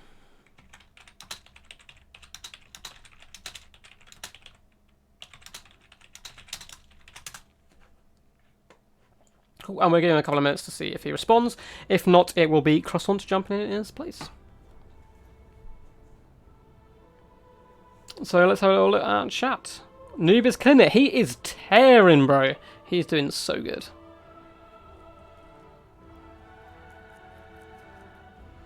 Yo, pow to Patine.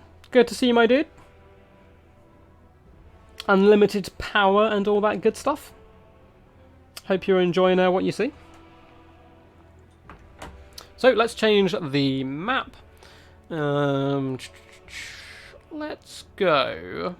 Let's make the king fight for his crown on top of a hill and go Alpine Ridge. Yup. Cool, we'll give the Ben the Barman a couple minutes. He is currently offline. And Croissant, if you're on the chat, you will be up if he's not. So let's change the score. So Noob for Life. 4 in a row. The king is proud right now. He is holding firm so well so far.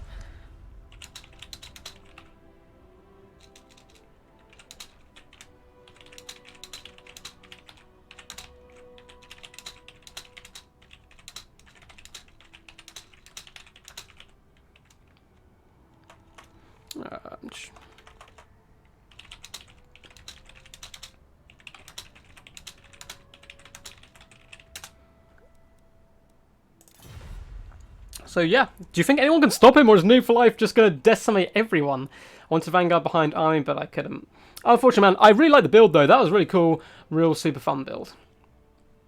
It was always good to see. Wow, so let's just check Discord. I'll mention him in the main one as well.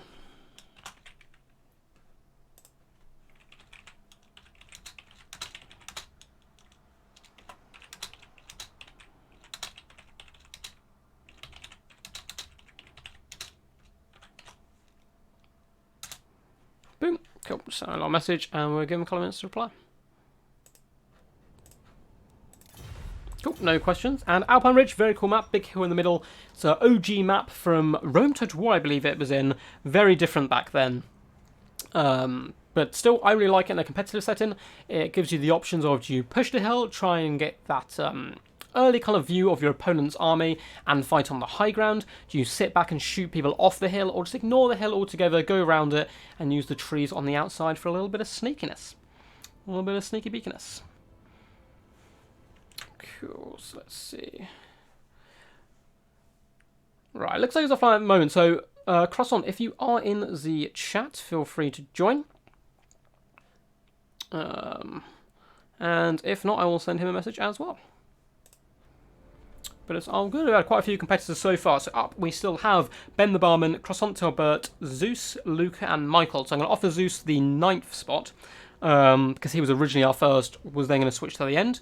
See if he wants to play the last couple of games. If he still wants to wait a little bit, we'll get Luca and Michael in beforehand, and then Zeus at the end. Should be good to see. Grah! Noob for Life! You absolute beast of a warrior. Hopefully Ben the Barman will be turning up in a second. If not, Croissant will be chosen. So Ben the Barman hasn't responded so far, so I'll message Croissant.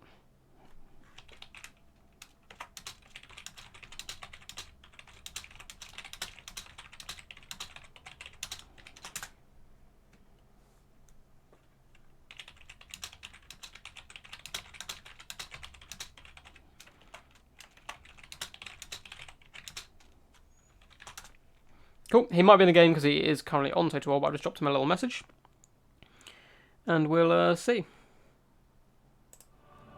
Oh, Croissant is in. Yay!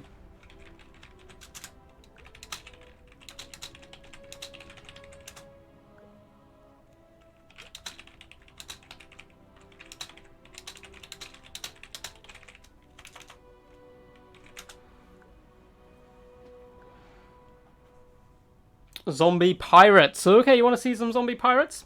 Bring in my lizardmen. Yes! Finally some lizardmen. I've been waiting for this moment. Lizardmen, of course, been my favourites. Croissant, very confident, saying he is always the man for the job. What's da rules?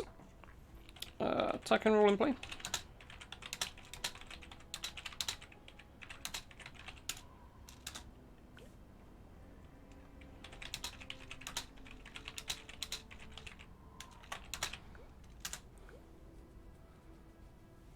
Lol, if I remember last time we played for a king title, that went pretty well for me. Ooh, some early talk. Picks one and bands.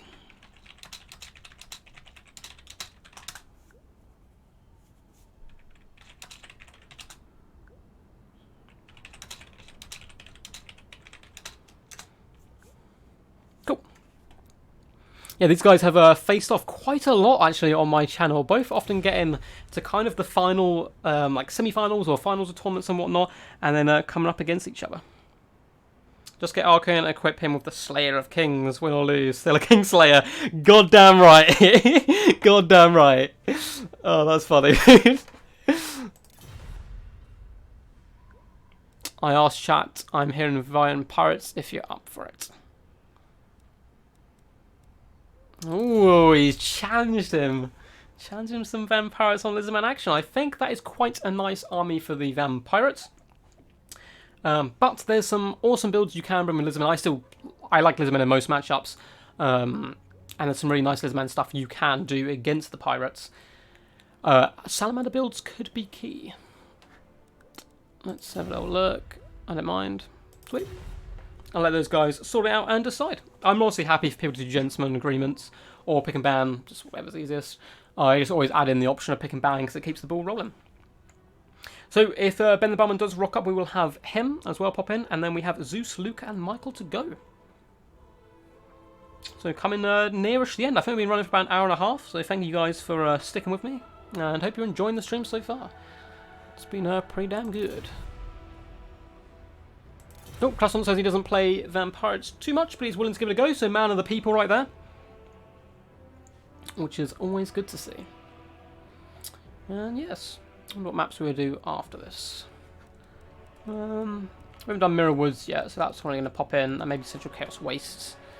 We'll have a little look around. So for those who have just been joining and whatnot, this is currently a King of the Hill. Noob for Life is an absolute god at the moment, the one true king.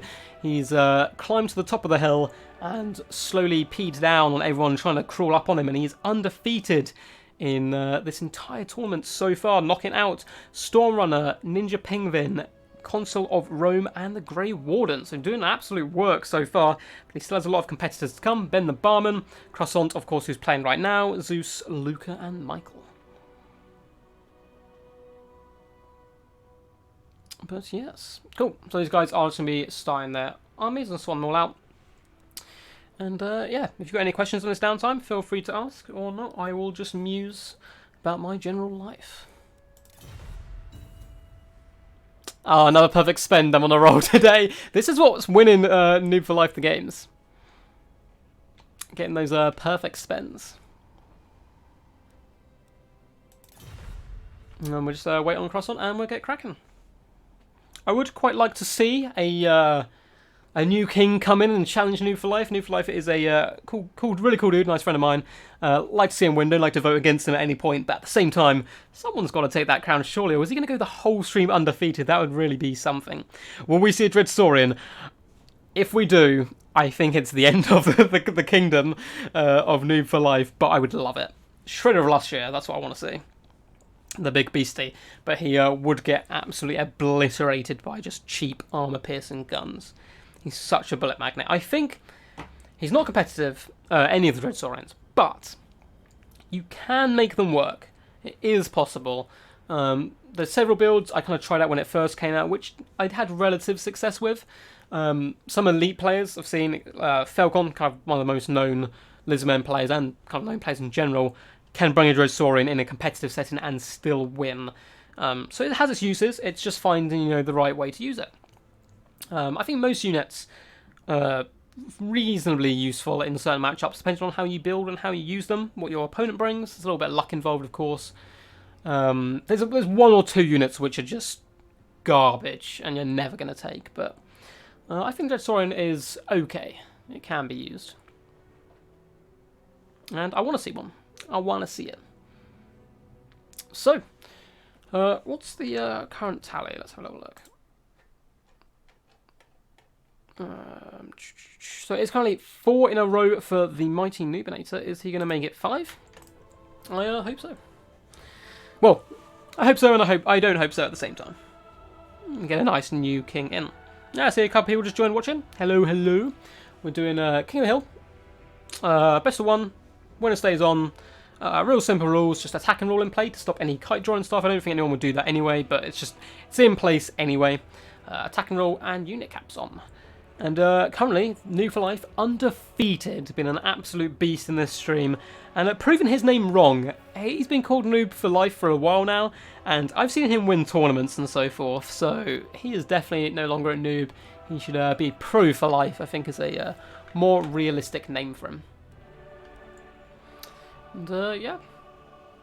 So as you can see here, this right here, it means he's in a clan, the Extreme Meme Team. Could you see a Duck clan come into play? I have considered it briefly in recent times if I started a Death Before Dishonor clan, so like, obviously I have that just as like the initials of it. So just DBD, Death Before Dishonor, and make a little clan, but I don't know if a caster should be in a clan or have a clan, because I obviously wouldn't be biased in replays, because I've had like friends on and stuff, and I still try and cast as neutrally as possible.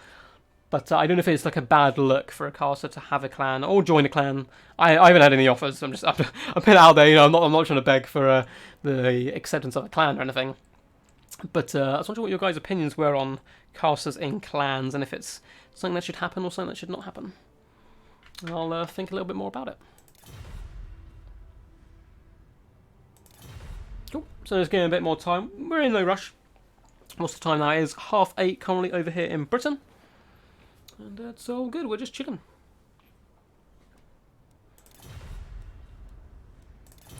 Quickly check the Discord. Make sure Ben the Barman hasn't popped on.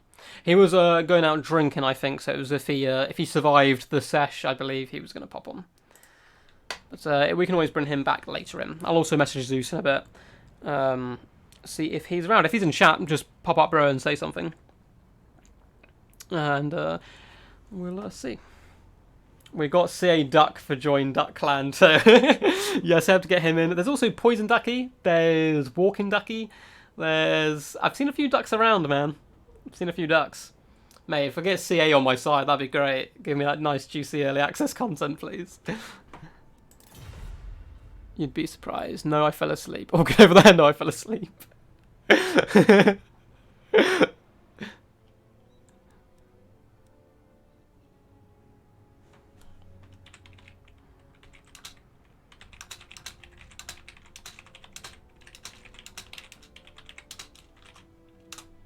Crosson did say he doesn't often play Vampire, so he's probably just going through his selection, ensuring he can build a fairly competitive build here. Which is cool. Hey, looks like we are good to roll. Go, go, go, go! Who is your money on? The upstart Croissant Talbot, leading the Vampires up against Noob for Life and the mighty, glorious Dino Boys. Did Raisons get a buff last patch? I think Agony Duck? Yes, Agony Duck's definitely someone. I don't know if I've played him. Yeah, exactly what Poison Ducky said, Briggsy. They have a better firing arc, and I've seen more people use them, which I'm very happy about. They're not super powerful still, and I'm still unsure if they're better than Salamanders in most matchups. But they're definitely more useful now. Oh, CA Ducky is Agony Duck. Okay. Alright, let's get this battle underway. So let's have a little look at the upstart trying to claim the crown here, Croissant. And for his leadership, he does have Luther Harkin, who is, I think, a very good pick in this matchup. Armor, piercing, range, and of course, big nasty terror guys for anti-large and so forth. Causes terror, all that good stuff, bringing all his spells. We also have a Vampire Fleet Captain on foot. Let's see, yes, Invocation. Yep, Invocation on the Heck, and also Taunt. we have a carronade as well for his range. And let's have a little look at his main army. So in the front line, he has zombie, pirate, deckhand mobs. Nice, cheap and cheerful trash, which will hold the enemy back for a long time. Of course, they are unbreakable. He has some slightly more elite depth guard, and I really like this pick, not bringing the halberd versions, as this version mows down Saurus warriors so quickly. So really nice unit there. Of course, they replenish when they're in combat as well, because they are vampires. He also has some nice, cheap and cheerful halberds, just for a bit of anti-large, and then an absolute ton of these bombers, which used to be kind of a little bit of a joke. But I believe it was King of the Dead who actually showed their usefulness at tearing down front lines and really assisting your cheap zombies in the front, making them punch way above their weight. Quite short range, but you get them in the back in like box formations, they can be very good. We also have 3 units of scurvy dogs, and what a hero! He's also brought a bloated corpse. We're going to have to try and keep an eye on this guy. Absolute suicide bomber, rarely pays for himself, but if he pops on Temple Guard or even just a big Clumposaurus, could do very well. Now for the king, Noob for Life, fighting for his crown. Front line, he has gone Saurus Warriors. 1, 2, 3, 4, 5 units, which there's enough to overwhelm those depth guard as well, and we'll tear through that front line relatively quickly. We have 1 unit of depth guard in the back for that anti-large. We have some Cold One Riders as well, just the basic version, not the Spear Rider version. We also have the Umbral Tide, one of my favourite units, the original round salamanders, who in fact have Stalk. And look at these doggos! Look how happy they are just to be involved, wagging their little tails. They can do some really good fiery burst damage. We also have 1, 2, 3 units of skink cohorts with javelins.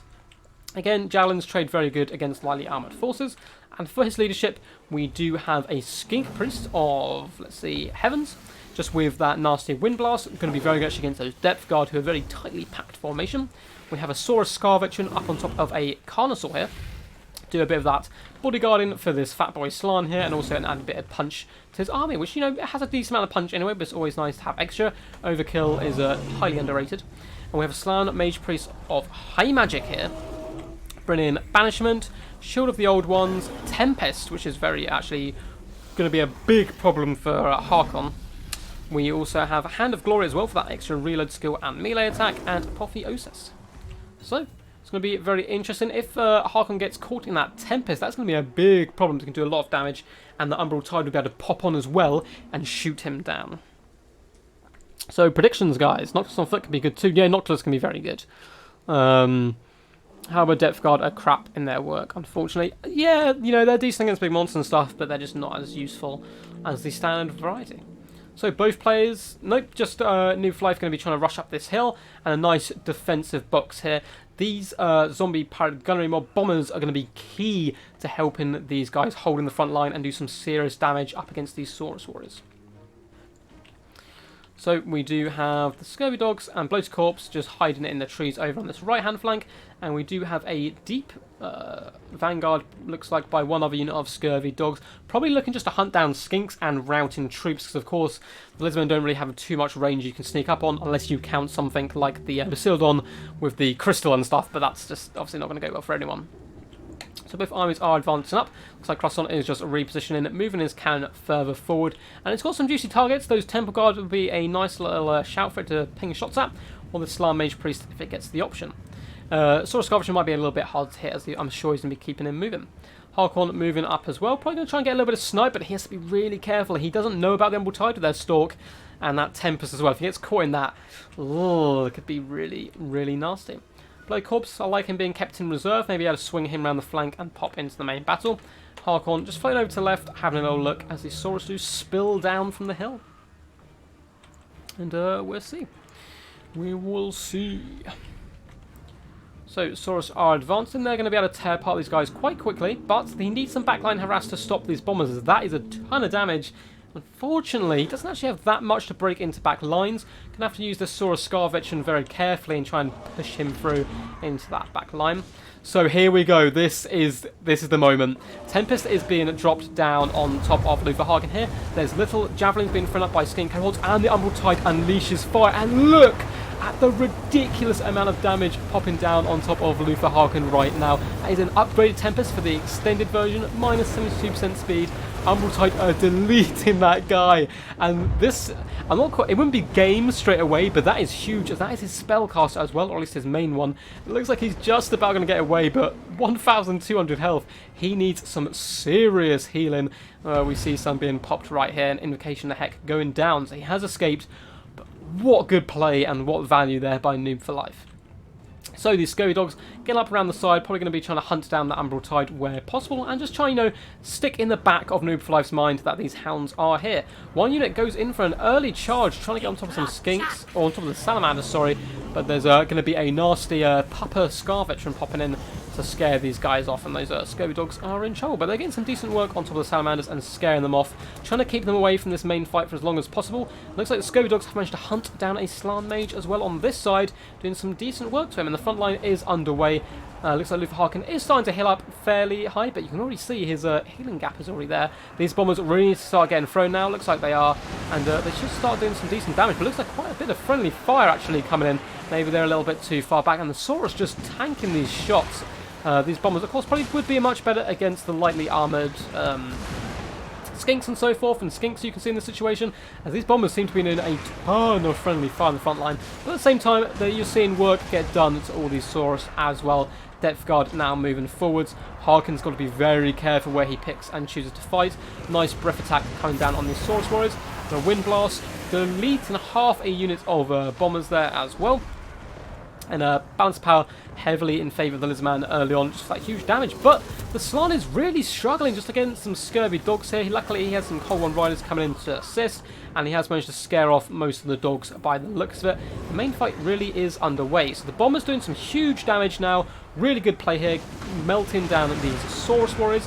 One has popped through, but is it going to be enough? Are they going to be able to break down these gunnery mobs? Unlikely, as we do have some reserve deckhand pole mobs, sorry, coming in as well. But we do have a very nasty Saurus Scarvation getting into the back line now. So some huge damage. Most of the Saurus being deleted apart from this right flank, where they are getting assisted by javelins and salamanders and so forth. And now the big boys have come in, the Temple Guard, and they're going toe-to-toe with the Depth Guard in an elite showdown. I wonder who wins this matchup. With bombs coming in, I think I know where my money is placed. The problem is going to be this big Saurus Scar veteran is going to be a pain to deal with. So are these Umbral Tide, who are flinging shots in now, trying to get some decent damage. Another breath attack coming in on top of the Temple Guard, who are being deleted. Croissant really going down here with a fight, or not going down, sorry. Holding his ground, but another extended Tempest coming down on Luther Harkin.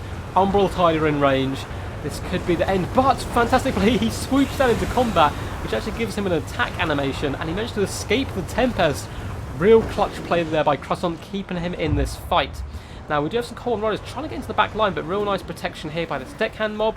And this is a pretty close fight, but I think the zombies are just slowly getting overwhelmed. Maybe if they can snipe out this Slan Mage Priest, which they're trying to do a Vampire Fleet Captain, plus Luther Harkin come in, they will get rid of him very quickly. They might be able to turn this around if they can protect this back line from this very nasty Saurus Scarvichan, who is getting a shield of the old ones popped right now. He enters in to protect the Slan Mage Priest. Quite rightly, Luther Harkin getting healed and getting his butt out of there as fast as possible. The Salamanders could turn and pin him in, and it looks like he's having a bit of trouble getting up in the air because of them. Looks like he's desperately trying to get him out of there using that healing, but he's very close to his healing cap. I think the vampires are just getting overwhelmed just a little bit too much, but it looks like they're actually rescuing this backline situation okay-ish. Zombie Pyro Deckhand mobs have started to tear down these Cold One Riders, and we have Depth Guard doing a fantastic job. They need to hop on top of these skinks, as that will heal them and keep them in the fight a little bit longer. They're going to be key to taking down Saurus Warriors and so forth. Apotheosis, is coming down on the Slan Mage Priest, giving him that fear, which isn't going to be useful in this matchup, but healing him up quite nicely. The Bombers are now tearing down these skink cohorts. Croissant really fighting tooth and nail here, just about keeping Luther Harkin alive. He is so close to his healing cap, he just has to stay way out of range of those salamanders and just try and snipe that Slan Mage Priest with some long-range firepower. Balance of power swooping ever dripping slowly in favour of the Lizardman as it goes down. And is this a banishment? This could yes, a big banishment coming down. Really nice play, going to help finish off those Depth Guard and the zombies, and with that I think this battle is over. Really nice cast there. Luther Harkin does go down just to some basic Saurus Warriors as he does start to deteriorate, and that is going to be game. But what a fight! That might be the closest one so far. Absolute hero coming in there, Croissant, with a faction he doesn't normally play, and pin up a really good fight. The Lizardman army is absolutely battered here, but there is a very healthy Scarvich, and the Umbral pin in work with those Tempests. I think if those he hadn't brought Tempest or the Umbral that could have really been a different battle. Imagine a full health Harkin coming into play. But really well played. Can anyone stop Noob for life? He has been an absolute beast all day. So we are going to message Zeus now and see if he is ready to play, or Ben the Barman, and after that it will be Luca and Michael. Overall, really fun play. I'm really sad I missed the Bloated Corpse, but it looks like I got 24 kills. I like the bomber idea. They did decent work tearing through those Saurus Warriors. Depth Guard, 102 kills. Maybe just one more unit of them. The cannon, only 5 kills, so maybe drop the cannon. Add another unit of Depth Guard in there.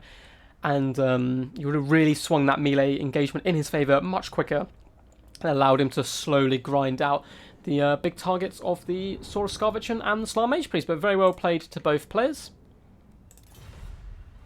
Like I said, not my faction. Still, GG. That's still very well played. So we're going to message the guys and see if they're ready. Oh, sorry, Luffy isn't a caster.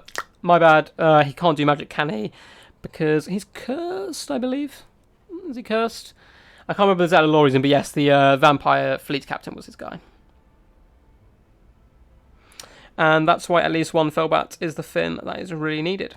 But yeah, GG's all round. Very well played. Let's message Zeus and see if he's good to go.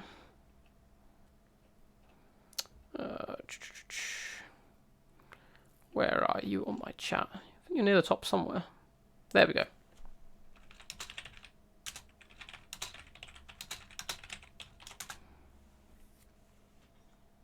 Ben the Barman is online on his phone now. Sorry, man, I'm too busy for me to leave. I'm going to watch the replay, though. No worries. Cool. So Ben the Barman has dropped out, but that is fine. And we need to move Noob the Life up to 5 victories in a row, which is insanity. And we'll see if Zeus is ready to play. So give him a couple of minutes. If not, it is Luca's turn to jump in.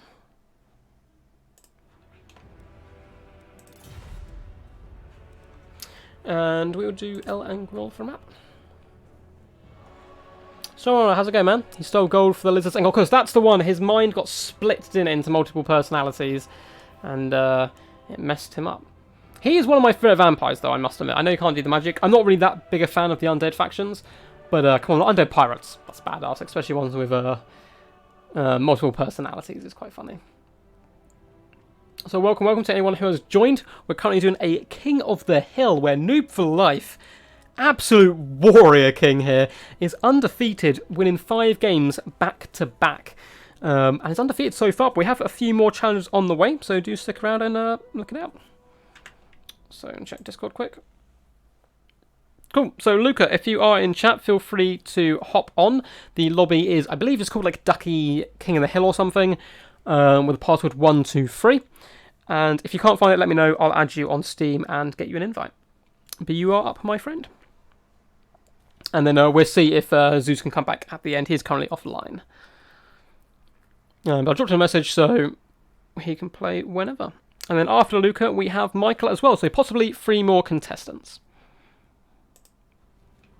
Which is probably good because I can start feeling my throat getting a little bit sore now.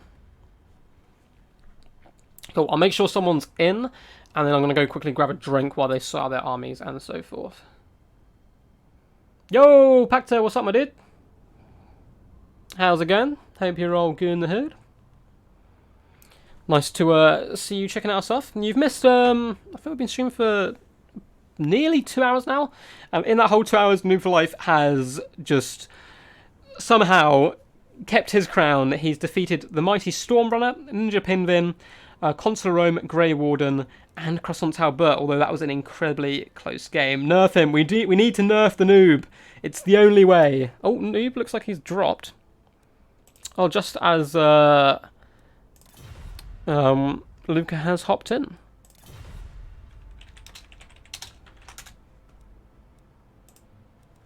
Nope. Oh god, no, my chat's not working. No. What's happened? I wish I could join a push noob off the mountain. Mate, I'm sure you could give it a good go, my dude. You can. You might have time to join. If you fancy it. So noob has unfortunately disappeared. I'm sure he's just accidentally disconnected. And for some reason my chat is no longer working. So I will message everyone on Discord. The lobby is bugged. I can rehost.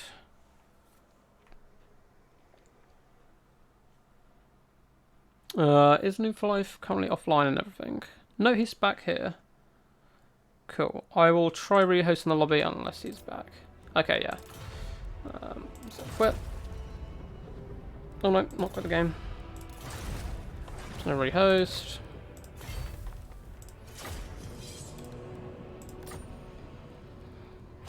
Cool. Invite the king back to deal with his subjects. Cool, Luke. If you just want to join up again, bro, we'll get you in. Oh, mate, what a quote. The Hastari and Principals have failed to break Noob. Time for the Triari. The Triari are, of course, the last hope of Rome in these type of battles.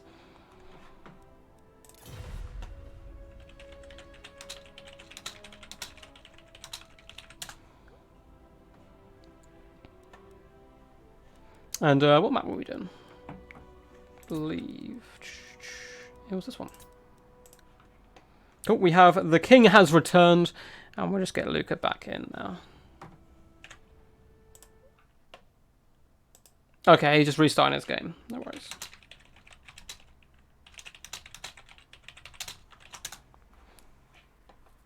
Cool, and then after Luca, we still have Michael and Zeus to go if Zeus does manage to turn up. Which is all good. No pressure, obviously, as well. He did say before he was busy with family, so he might pop in at the end.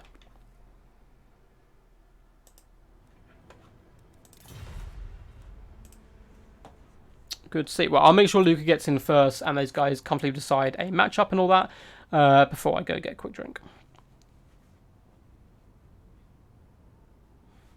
Even console has failed. Mate, the Roman Empire is never doomed. This is like super nerdy, right? But like for weeks, I've been researching heavily into the Second Punic War just for fun, which is the second war between Carthage and Rome with Hannibal and whatnot. And it is so badass, man. It is like straight out of Warhammer. There's freaking monsters, secret ambushes, all types of schemes afoot, sons avenging fathers with blood oaths and everything. And it's awesome. And the one thing you can say about Rome is they do not ever back down. They just keep bloody going. Oh god, I forgot to change the names again, didn't I? I am just going to put Luca, as I know him in chat, and I will probably fail miserably to spell Triari. Oh, go on. There we go. Cool, and we're good to go. Yo, yo! I like hard matchup, I'll go for Azur. Oh, he's going for the Azur, nice, nice. Cool. Going straight out of there and choosing a faction off the bat. The time of the barbarians has come. Hannibal is at the gates. Right, the time of course. If you don't mind, I'll go lizards again. Yes, we get more lizard men. Good. I want someone to go greenskins. If you're listening, Michael, and you're still in chat, I would really love some greenskin action. I haven't seen greenskins in a while.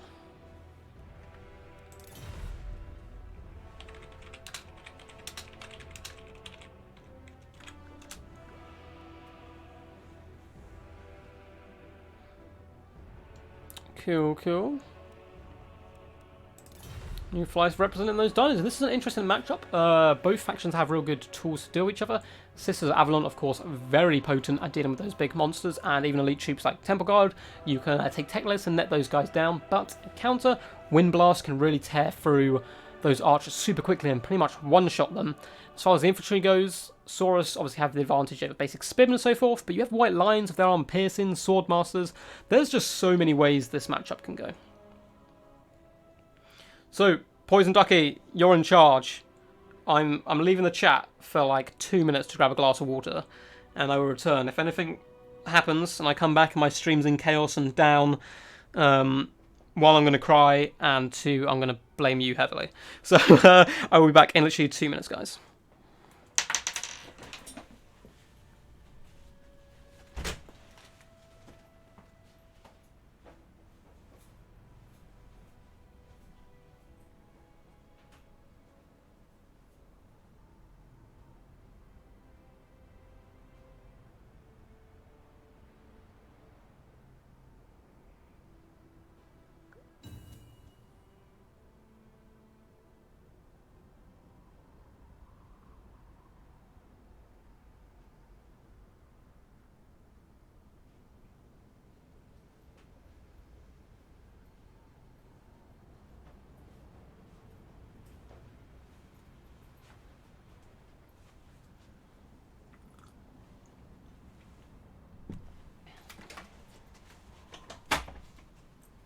I'm back. Ooh. Right, I'm back. The time of the ducks is now. The time of everyone else in chaos is gone. I've got a drink. I'm reventilized or rejuvenated. Sorry. Unleash the dragons. Touch map up for high elves. Oh, tough match up for high elves. Yeah, I think Lisman can do a lot here. So, cheers, Poison Ducky. Right, right, guys, start a riot. It's time to bring chaos to the chat like madness rain. Our time has come to war. God damn you! I leave you alone for like 2 minutes. I like ran down the stairs, risked my life. I could have broken my neck on those stairs to come back to give you guys some awesome content. And this is how you repay my love by betraying me at the first opportunity. Cool. Looks like the mighty Triari are ready. Let's wait on Noob for life. But I have returned, good sirs. Hopefully someone that can tear down Noob from his mountaintop. And there's only a few challenges left. We have Luca, followed by Michael. If you're still in chat, bro, just let me know and we'll get you in next. If not, someone else can drop in if they want. I'm happy to carry on streaming for a little bit longer. I'm feeling pretty good. And we'll also try and get Zeus in as well if he pops online. I'm just going to check Discord. Oh, Ben the Barman, what's up? Sorry, man, I'm still at work. No worries, dude. Honestly. When you watch back.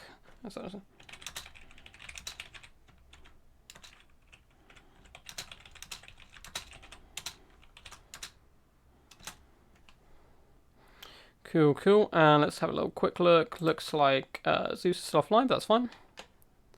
And let's get back to battle. New for life still deciding his army. That's all good. So, lesson learned: never leave the room when Poison Ducky is in chat because he will betray me. I thought our duck bond was stronger than this. Yeah, Mark, you're still here. Nice. You're going to be up next, bro. If you leave chat for 3 minutes, channel will be stolen and renamed to something like Wooden Goose of Peace. Oh, I would cry. I would cry so hard. I'd cry of laughter first, and then I would break down and have some horrible attacks, and you guys would have to watch on in shock. Noob on dinos. What's up, Monochrome? Haven't seen you around before. Nice to meet you. If you are new to the channel, I'm updating still though, so I may have to drop out if it gets to my turn. No worries, man. Peace out, Duncan. Good to see you, man. Thank you for you tuned in for like 2 hours, bro. No need to apologise for everything. Please someone stop Noob's murderous kill streak. Someone will try, I'm sure. Pacture, if you want to play as well, man, let me know. We'll get you in. Oh, looks like these guys are good to go. Let me know, because we've had a couple of drops, so I can fit in like 1 or 2 more people. Banana Chrome, welcome. I do King of the Hill, kind of like mini tournaments, Death for Dishonored tournaments, 4-man tournaments. We're venturing out to bigger ones. I do multiplayer videos, a few campaign videos. I've got 1 campaign on the go at the moment.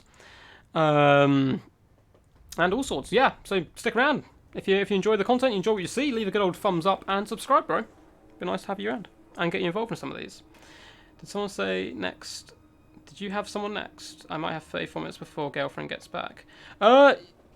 We've got Michael to pop in, but if he's happy to switch with you, we can have you in first and then Michael afterwards. But if he wants to play now, I'll let him play as he was actually in the queue.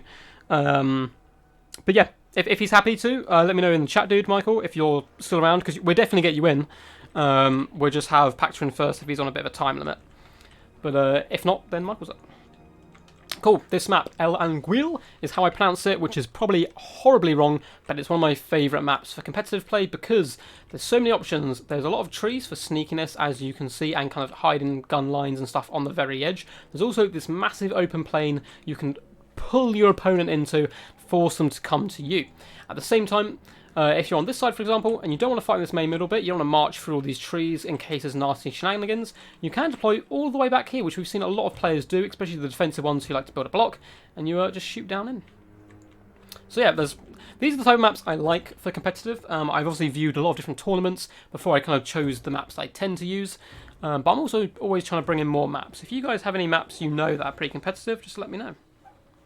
I think I subscribed a couple of days ago, coming from YouTube or Discord. Yes! Discords are working and people are seeing them. Awesome, Michael. Thank you. You were a hero of the people. So, Paxa, if you do want to be up next, just say, like, discombobulator booblator in the chat, and that's the code word. I'll get you in. So, let's have a little look at the mighty King's Army, Noob for Life, going for a very different build here. Once again, going for Slam Mage Priest of Life. But let's see, here's a little kitty. So he has brought Banishment, of course, Shield of the Old Ones, Aura of Quetzal, all those good stuff. He's also brought Tempest once more, Hand of Glory, and Apotheosis, so fairly similar to last time. But his main battle line this time is going to be the much more agile and squishy Skink Cohort. So 1, 2, 3, 4 of the basic ones there. We do have 2 Bastiladons with solar engines. Nice to see a couple of Garys getting a little bit of a walkout. And could be very good in this matchup considering the tight formation of the High Elves. We have 2 units of Cold One Spear Riders. Again, someone I like in this matchup as they can deal with most High Elf Cav. Yes, they struggle up against Dragon Princes, but if you give them buffs and a bit of support, they can really punch above their weight. We also have the cohort of Sotek, Regiment-Renowned Red-Crested Skinks, who can sometimes refuse to die, still losing HP, but not losing model count. We also have Sacred Croxagore. Hell yes, New for Life. I haven't seen these guys much at all since the DLC dropped. Obviously, they came out, people used them a lot, and then they kind of dwindled and disappeared. But they're going to be coming in with... Do these ones have magic attacks? I feel like you do. Yes, they come in with magic attacks and a decent kind of more all-round Croxagore unit. And it looks like that is it for the army. So let's have a little look at the Challenger, Luca, I think making his debut on the channel. So we have 2 units of Shadow Warriors up front for a bit of harass. We also have 3 Phoenix Guard, rock solid unit, which will, if they can avoid the shots from these engines, they will tear apart the Croxagore, the Bastiladons in combat, the Cold One Riders, the lot. So very nice pick there. We also have 1, 2, 3 units of Spearmen, just for a bit of added width. What do we have hiding over here? It's just the Shadow Warriors. We have a Noble as well, up on a Chariot, would be very good at running down little skinkies. We have a Frostheart Phoenix up in the sky, and we also have Alaria the Radiant on foot, which is a really good pick, as she has mass healing. Let's have a little look. Yeah, Earthblood, I forget the name. So when I know I've been streaming for a while, my names start dribbling out. Shield of Thorns as well, and of course, Star of Avalon. Going to be really key to heal up these Phoenix Guard, including the Regiment Renowned version, and that big Phoenix. So I'm going to take a quick sip of water before we get cracking. And try and hold my voice together. Alright, I can take it. Shadow Warriors versus Ladies. Yeah, no, but we'll see. Unconventional. Cool. So we're going to have Pacta after this, then we're going to have Michael, and that will be the end of the stream, unless Zeus pops up. So possibly 3 games, most likely 2. I am starting to melt a little bit now, unfortunately.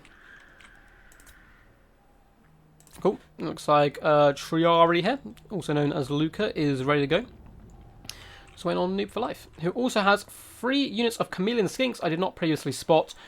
One of the best skirmishers in the game. They have a really nice missile resistance of 40%. They poison you, so Cav even struggle to catch them and chase them down. They do, moderate damage overall, which is always good for skirmishers. Cool. Looks like they're ready to get cracking. Let's go, go, go. Have another quick sip of water. There's the good stuff. And these Chameleon Skinks are going to start advancing into the trees. Now, of course, they're going to trade very effectively up against these Shadow Warriors, but that Frostheart Phoenix, if it can catch them, will slow them down and kill them pretty damn quickly. Also, the Noble on Chariot can run over some Skink Boys. So it looks like the Helves, for the most part, are the kind of just realigning this elite force, getting in between this gap between the 2 trees. I mean, these guys might as well fight in the woods because they get no negatives, whereas those Bastiladons would, and it gives a bit of cover against them. So Shadow Warriors are pushing up now, taking a little bit of damage. Noble Chariot is going to chase them, and some nice shots coming in, hitting these guys in the rear, so doing some okay damage, but taking a little bit more in return. But Frostheart Phoenix and the Noble just pushing those guys away, keeping them at arm reach, which is what you want. If they're not like tight at anything too, too valuable, I mean, they don't really want to be shooting the... shooting the Noble's not the worst decision, but they won't get too much damage against him. Frostfire Phoenix, on the other hand, taking 2 blasts to the face by some very accurate Garys there. But nice play originally by Luca here, pushing off these Skinks, although he's taking quite a lot of damage now on this Frostheart Phoenix. Those Skinks turn and shoot have been encouraged by the actions of the 2 Garys. And another shot into the back of this Frostheart Phoenix. He needs to get out there, but he's got the healing, so it's not too bad, this early on. Shadow Warriors pushing up, doing damage to the Chameleon Skinks where they can, trying to trade as much as possible. Oh, I can see Noob for Life it's in his mind. I can see it working right now as he's trying to get that Tempest up and running, pushing forward, trying to pop it on top of that Frostheart Phoenix. But he's going to fall back as the Phoenix has pushed back a little bit. And what he really wants to do is catch that Finn there, whilst his Chameleon Skinks fire into it, plus the Garys. But I mean, the skirmish game is going very successful for Noob for Life now, so he's happy to sit back and just firing those long shots with the Bastiladons. Looks like he's taken them off fire at will, so they are waiting for some orders to shoot. That Noble desperately trying to get in and shut down these Chameleon Skinks as this elite high elf army does advance. So the army would be very good in combat against all of these troops. Really, the front line should be able to push through them fairly effectively, but this early skirmish game is going to be quite punishing for them.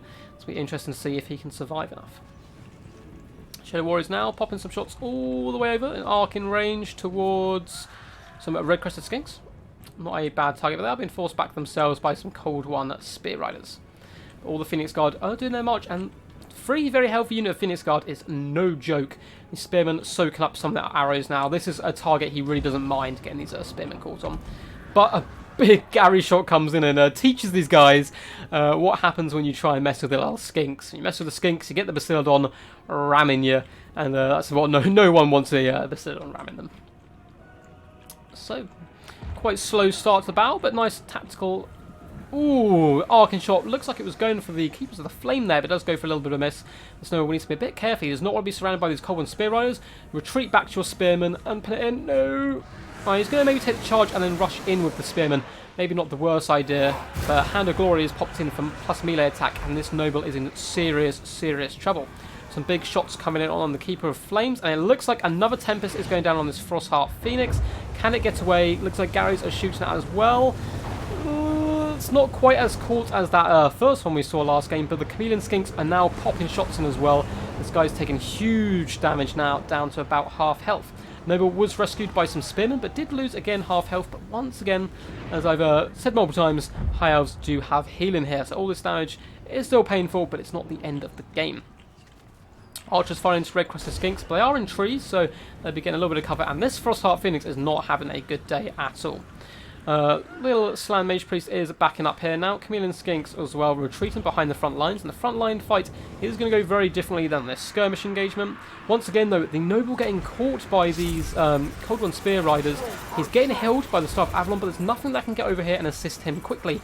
Maybe pull your Shadow Warriors and shoot into these guys to assist him, as the poor Spearmen are getting pinned up on some skink cohorts. The front line engagement is underway, as we can see these Phoenix Guard are going to get chopping up these skinks. The Keeper of Flames have taken some damage, but they're getting an Earth Blood to heal them up a little bit, and they will tear apart skink cohorts very, very quickly. Expecting a big banishment to come down very shortly. And those Spear Riders were defeated by the Noble thanks to the help of the Star of Avalon there. And the Archers are online now, peppering these skinks, which isn't a bad target. I'd probably switch over to the cohort of Sotek. And the Noob needs to get these Sacred Crocs going, but where do they go? Maybe to come over here and pin in this Frostheart Phoenix, which is getting destroyed by the other Cold Ones who have Hand and Glory and Aura of Threat still active. And even the Bastiladons are running on top of these Phoenix Guard, but they're going to be such a problem for Noob to deal with. He's going to need some really good banishment plays to get rid of them. So the Noble sneaking through the trees here, and the High Elves have won this left-hand side engagement. And Slan getting a little bit overzealous there, popping back to try and get on Alario, which has popped Shield of Thorns on these guys, and they're not too knackered yet, the Spearmen, but they are getting constantly shot by these pesky Chameleon Skinks. Archers are also firing in as well. It looks like at this big Gary, who's surrounded by Phoenix Guard with Shield of the Thorns. He's not going to have a fun day. So there is a banishment drop down by Noob for Life as he charges in with some Sacred Crocs. Unfortunately for him though, it does seem to move off very quickly, not doing too much damage, which is really unfortunate. The Sacred Crocs are really going to struggle, but he does bring them back onto a much more, a much happier target for them, which is this Noble here trying to beat him down. He really needs to distract these Phoenix Guard with the skinks and try and damage them by other means such as magic and so forth. Noob for Life been focusing on that Frostheart Phoenix all game, got it down to 420 health, and it will be going down very shortly. Cold One Spear Riders doing a bit of cycle charging, flinging Alario the Radiant over on the ground, but he's going to struggle up against these Keepers of Flame who are constantly getting healed by Earth Bloods, and there's still 3 relatively healthy units of Phoenix Guard on the field. So is this the end of the king? I don't know. The balance of power is in the middle at the moment. He can probably skirmish back a bit and use these Bastiladons to do some serious damage. The Shadow Warriors nearly have ammo, so no real threat there. And as we can see, it looks like he is targeting down his Phoenix Guard where possible. just trying to overrun them with just sheer numbers. The Noble has been broken. Bastiladon, this is a good target for him. So Spearmen, yes, they're anti-large, but very little armor-piercing ability. So Bastiladon still can crush them and tear out them off quite quickly. Balance of power, though, to turn in for the first time in favour of the High Elves. The Frostheart Phoenix down to 230 health. I'm quite surprised it's managed to rally so far. Bastiladon taking a bit of damage from those Shadow Warriors, but they don't have massive AP values, so he's not going to worry too much. But there's not much left on this front line for the Lizardmen, and there is still... I mean, Spearmen aren't too much to worry about. These Phoenix Guard are still holding pretty strong. One of the units still has half health. We're going to need some really big banishments to turn this game around, I think. There's now a lot of rallying dinos on this side. Looks like they're going to get a rear attack on these Spearmen, but Phoenix Guard are charging over. Noob does notice and counter-charges. But that's going to leave this Bastiladon in a very tricky situation. Let's see. Looks like Keeper of Flames do have Blood Statue of Spike Pops on, but really nice pick. And this Frostheart Phoenix keeps coming back. 270 health now.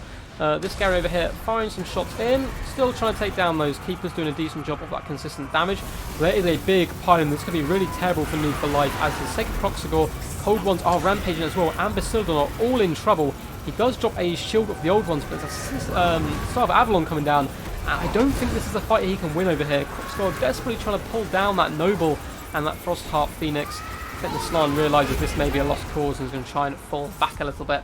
These Skinks doing some decent damage, pulling down Keepers of the Flame, but they do not like breaking at all. We do have this Bastiladon charging in to these Phoenix Guard, trying to protect this backline, harass. The balance of power moving even further in favour of the High Elves. So the Fatboy Slan has managed to evade the worst of the combat for now, but he doesn't have much left to protect him. Noob for Life fighting tooth and nail here, chucking in everything he has. Bastiladon's hunting down troops where they can, but great play by Luca here, pinning in the Bastiladon with the Shadow Warriors and allowing the Phoenix Guard to drag him down. Frostheart Phoenix keeps getting healed as well. He is getting blitzed every now and again by Mass Fire. Another Tempest will probably finish him off here. But so much resources has been put into bringing that guy down, and he survived 90% of the battle. So Noble is going after the Star Mage Priest, but with some assistance from these Chameleons, who are running out of ammo, however, and are obstructed by the Fat Toad's arse, unfortunately, may be able to overcome and destroy him. And if there's a banishment drop, now would be the time down here. But I can't see a way back for Noob for Life. Guys, I'm sad to say, I think the King has fallen. No one's going to be able to match his kill streak, because we don't have long enough left on the stream. But the King may unfortunately come to his death. Candle Glory was popped on this Bastiladon, but a little bit too late then. He is routed off the field, and the Slan is now getting picked on by his Noble and Phoenix, as his little skinks do abandon him and fall back, knowing that this fight is most likely lost. Now, is it completely over? Let's just take in what's around the battlefield. We have Sacred Score and Skinks returning. Surely the old one's popping down, trying to keep the Slan fighting as these Chameleons do some damage. If he maybe can pin off Frostheart Phoenix plus this Noble and then skirmish the Phoenix Guard and rally his Bastiladons to do some long-range damage, maybe? But it looks like Luca is pretty vigilant on this, using some Spearmen to chase off one Bastiladon here. And the other one, in fact, does completely shatter. That is army losses. Whew. It was a hell of a run. Probably the best run we've ever had in a King of the Hill. I think it is definitely the best run we've had on the King of the Hill. But after 5 games back-to-back winning from the start, the King has fallen.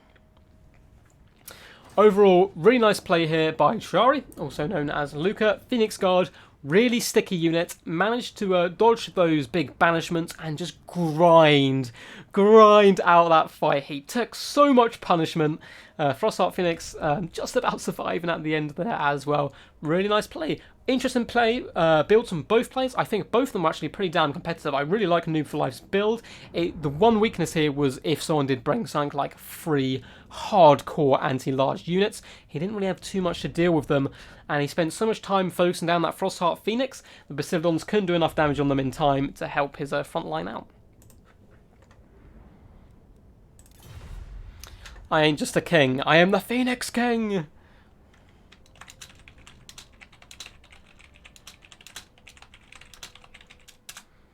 But very well played to Noob for Life. What a run. 5 games back to back. But Luca is going to stay in. And we do have Pacta, who is going to hop in, bro. So just look on multiplayer, dude. It is like a rubber duck. King of the Hill or something, password 123, then we have Michael and we're all wrapped. Unless Zeus has messaged me. Hello, I'm ready whenever the next person has played. It's fine, or after I have all the time. Sweet! So we'll also get Zeus in at the end.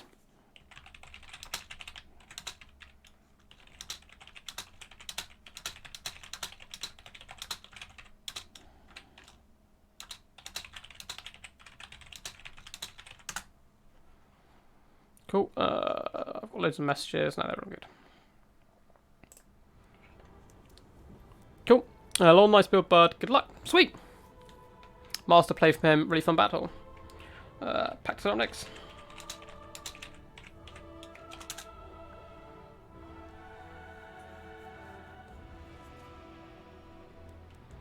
Cool. So we're going to have to sort out the scoreboard. So Noob, 5 games in a row. Absolute hero, but is getting dragged down. Luca up to 1. And we will correct this to Pacta, who can only do 1, I think. So even if he wins, we'll probably have to disappear. Which is fine, because then we can just get Michael and Zeus back in. Oh, and Pacta, unfortunately, you do not have 5 wins. Heresy right there. Get rid of that. Down to the 1. So we have a new king. Congratulations. The reign of terror is over. Oh, Imperatorem. Oh, I'm not going to spell that, am I? How's it? Is there a challenge for this tournament or how to register? So basically, my dude, this is just a simple King of the Hill, which, oh, I'll have to drop out this update. It's taking forever. No worries, Michael. We'll have Pacta in, and then we'll have Zeus in, and that will be it. Oh, Pacta won't make it either. No. Won't make, unfortunately. Oh, no. He's making it. Okay, cool. Cool. Just gonna have a little look through the chat, make sure I didn't miss anything too crazy. Ladies and knows are going to win Noob this game. Oh, Palpatine, unfortunately. Drops message to Doug. So, Monochrome, you can replace Michael if you want. So, what we're going to do is we're going to get in Pacta. If he can still play, later it's on his way. So we're going to get in Pacta, we'll have you and then Zeus, and that'll be the end of the stream. So 3 games. So you'll just be replacing Michael. Who, Michael? We will try and get you in next time, bud. Don't worry about it. Can't find the game? No. I will message you on Discord, my dude. And get your name sorted. Pacta, I'm pretty sure I've chatted to you before, surely, on, yeah.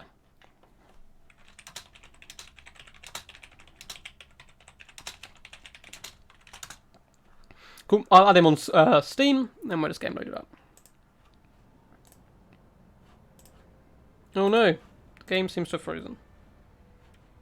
Is it good? Okay, it's back. It's back. We'll do Kevin Goldust.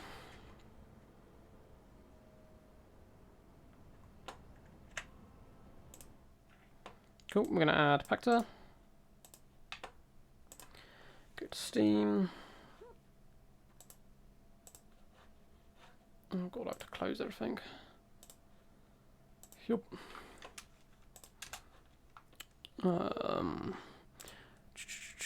Add a friend. I might have Pacta already as a friend, I'm not sure. Cool, no, send him an invite now. I have 5 friends in common apparently. Oh, Pacta represents ODM, does he? He already had Extreme Meme Team represented, so it should be interesting. Cool, so we've sent him an invite. And we'll get him in play. There he is. Gunter Plays, what's up, my dude? Yes, so guys, I mentioned this earlier in the stream, but just for people who have missed, Gunter Plays is a YouTube channel that you guys should 100% go and check out. It'd be doing me a massive favour. Gunter Plays is in fact Zeus, who I'm sure many of you know is an incredibly talented Total War player. Now, unfortunately, his old YouTube channel got taken down. He was near, I think, 900 subscribers or 950, which I honestly I would freak out. I feel so bad. I would, if my YouTube channel got taken down, even now at the kind of smaller stage I am, it would be pretty devastating. So he has come back and started up a new channel. So please do go check it out. I think there's only 1 video up so far, but yeah, definitely please check it out. Do a huge favour, and of course Poison Ducky as well, who is constantly shown on the channel. Now, of course, as well, I always represent to Devil, very good Dowie player, especially for new players going in and trying to figure out, how to play them. He's incredibly talented, and a Rocker Boss who does a lot of breakdowns on how he tactically plays battles. I tend to do more of like a live stream almost, even when I do recorded battles, of just what I see at the time and try and keep it quite fun and energetic. But he does a lot of kind of slow motion, pausing it, breaking down exactly what he's doing, so he's really good watch. And of course, you guys all know the big ones, but I want to give him a shout out to Darv's Plays as well, who on my last stream actually sent a few people this way, which is always good to see. Cool, looks like Pacta is going Wood Elves. Good to see some Wood Elf action. We saw Wood Elves earlier, I believe, didn't we, once? I think they lost. Yes, we had that like cool Tree Man build. Don't worry, lol, I'll be back. I've learned my YouTube lessons. Well, it's good that you're back. That's the main thing. But yeah, guys, please, if you are enjoying, please do leave a like, and if you're new, subscribe and all that good stuff. We're going to be doing, hopefully once we get fully kind of in the routine, I'm switching my job from nights to days, which should be really nice. So once I kind of got in a routine of that in a couple of weeks, we'll try and have King of the Hills once a week and tournaments once a week. And then I do other My Play videos. I also stream a tournament, currently doing a Deathmaster Snickage campaign. I'm also going to be doing not kind of tutorial videos. I think a lot of people do those already, but I'm going to give my thoughts on stuff like a top 5 kind of wish list and stuff for Total Warhammer 3. And if people do want breakdowns on specific factions, I'm happy to do them as well. Is Tazoo playing, or has he played? He's my Dowie buddy. He's not in this one, unfortunately. He's not here. I do need to get him played on a channel. I think I'm up on his channel. He's a super nice guy. I'll go with obviously he. I haven't played them for a while. I'm ready. Cool. So it looks like Pacta is ready up against Triari, the mighty Luca. Oh, let's change. Did I put Pacta in? Yes, I did. Good, good. Make sure I've not missed any chats. No, we're all good. So after this, we have the mighty Monochrome popping in, and then we're going to be having Zeus, and that will end the stream. So Pacta representing ODM. Very big clan. I think French, but I could be butchering this. I think French. I'm not sure what it stands for. Someone's probably told me multiple times. But one of the biggest clans up there with, of course, XMT, which we saw run by, well, not run by New for Life, but represented by New for Life. I'm still not sure about a clan, if I'll do a clan, or if I'll join a clan, or if it's a good idea as a commentator, but we'll see. 0 gold left, that's a good sign, hell yes. Pro plays.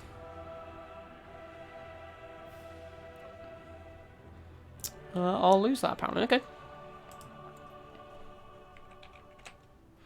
I'll let them guys just sort themselves out. And Captain Coldust, again, another map I use competitively. We've now got quite a nice list of different maps that we do, which is super good. And it just means I can do a live stream like this, pop on my computer whenever, and just roll through them, which is so good. He recently married as well. Great dude he is. He married, nice.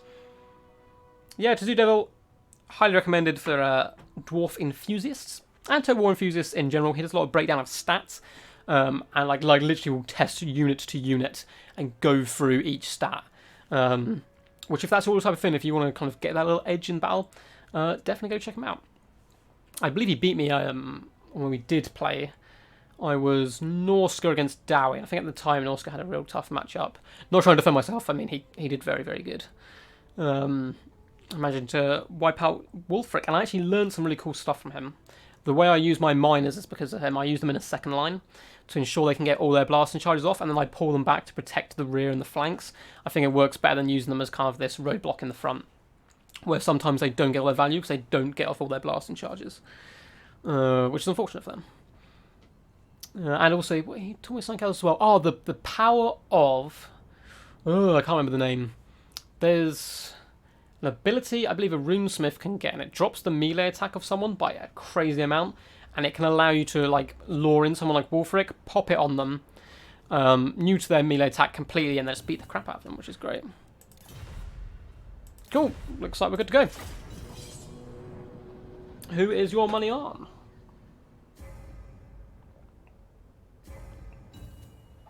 Oh, are they good? Yeah, I think they're good. Oh, okay. let's get cracking. It'll be good to see. I don't think we've had Pacta on the channel before, so I think he's also making his debut, which is pretty damn awesome. So I've only been going for about 2.5 hours now, which is quite a long time. So we will wrap this up shortly. So just this game and then 2 more to go. Which should be good. I can feel my throat dying. I will try and get another video tomorrow, but I may... It definitely won't be a live stream, but I may rest my voice and try and do a Death Before Dishonor on Friday instead. But we will see. We'll see how I feel at the time. So this map has 2 nice little ridges where you can, I think you can deploy up to like about here, which can give you some nice firing arc over, and of course is impassable terrain and funnels your opponents down these sides, but also allows for a load of flanking options. There's also a lot of trees fairly central here, which means sometimes it can be really hard to see what your opponent has, and early deployment can be really key. So not understanding what's where can be pretty tricksy. So there's nice trees here for sneaky vanguards and so forth, and including in this deployment. Now they have a slightly worse, how I feel, because you have some trees here for added protection, and it's slightly longer, but still, nonetheless, it's a fairly balanced map. It's pretty damn good. So who is your money on? Is your newly appointed king, Luca, going to hold his ground and drag this through? Or is Pacta going to come through, do a little drive-by, finish him off, and disappear into the night to go spend it with his girlfriend? He's very good at widows. I've heard of Pacta. I've spoken to him multiple times. I've heard of him, but I don't know where from, so I've obviously seen him play, but we'll see what Pacta's brought. So, he has 1, 2, 3 units of Eternal Guard. Nice just unit for holding, basically. And also, of course, getting a little bit of anti-large, but they'll just hold for as long as they can. He has a couple units of Dryads for a little bit more damage piercing. Not very good against armor, but they're mulch through Dread Spears and so forth. Now, he's got quite a big cav contingent here. 2 units of Glade Riders with Hagbane tips. I've been using these guys recently, haven't used them much before, and I'm a big, big fan of them now. Slowing down the opponent and just being a pain in the butt and harassing. We have Wild Riders, and you may have seen the inflection of my voice go up, because one of my favourite units thematically for how badass they look is the Wild Hunters of Kurnos, the Regiment Renowned version. Although I believe their shields have changed. I think I preferred them as red, but still I like the magic tips now on their spears. Very good unit overall, really fast shot cav. We also have a Spellsinger of Life, bringing Earthblood, Regrowth, and is that Awakening Wood? I forget the names. Awakening of the Wood as well. We have a Glade Lord up on top of his dragon. This is a Glade Lord, not a Glade Lady, so going to be bringing Helm of Discord. The Forest Dragons, again, actually been my favourite dragon, I think. Not because of their strength or anything, just because look at how badass they look. The crown of like thorny kind of stag antlers on the head is really cool. So let's have a little look now at the reigning king, Luca, and his army. He has 3 units of Dread Spears in the front. Looks like they're going to be protecting the Ravengers of Rakarth, Regiment Renowned Scourge Runner Chariots, and another unit as well. Quick Mobile AP unit, very good there. We have some Cold One Knights and Snatcher's Harvesters as well. Looks like he's going for a very mobile force. He has a Sorcerer of Fire with Burning Head and Sword of Runin. Crone Hellebron, hell yes, it's good to see the Crone out. Don't see her get too much action, so she's going to be on a horse here. Not her Cauldron, unfortunately, but probably a good idea. It's Reaper Bolt Thrower, Cold One Knights, more Doomfire Warlocks, and some sneakiness up in the side. So over here we do have some Wild Riders and Dark One Riders deployed, and yeah, that looks it. Very quickly through Dark Earth Army as the battle did get started, but you guys you've seen quite a lot of this already, so you kind of know what's what.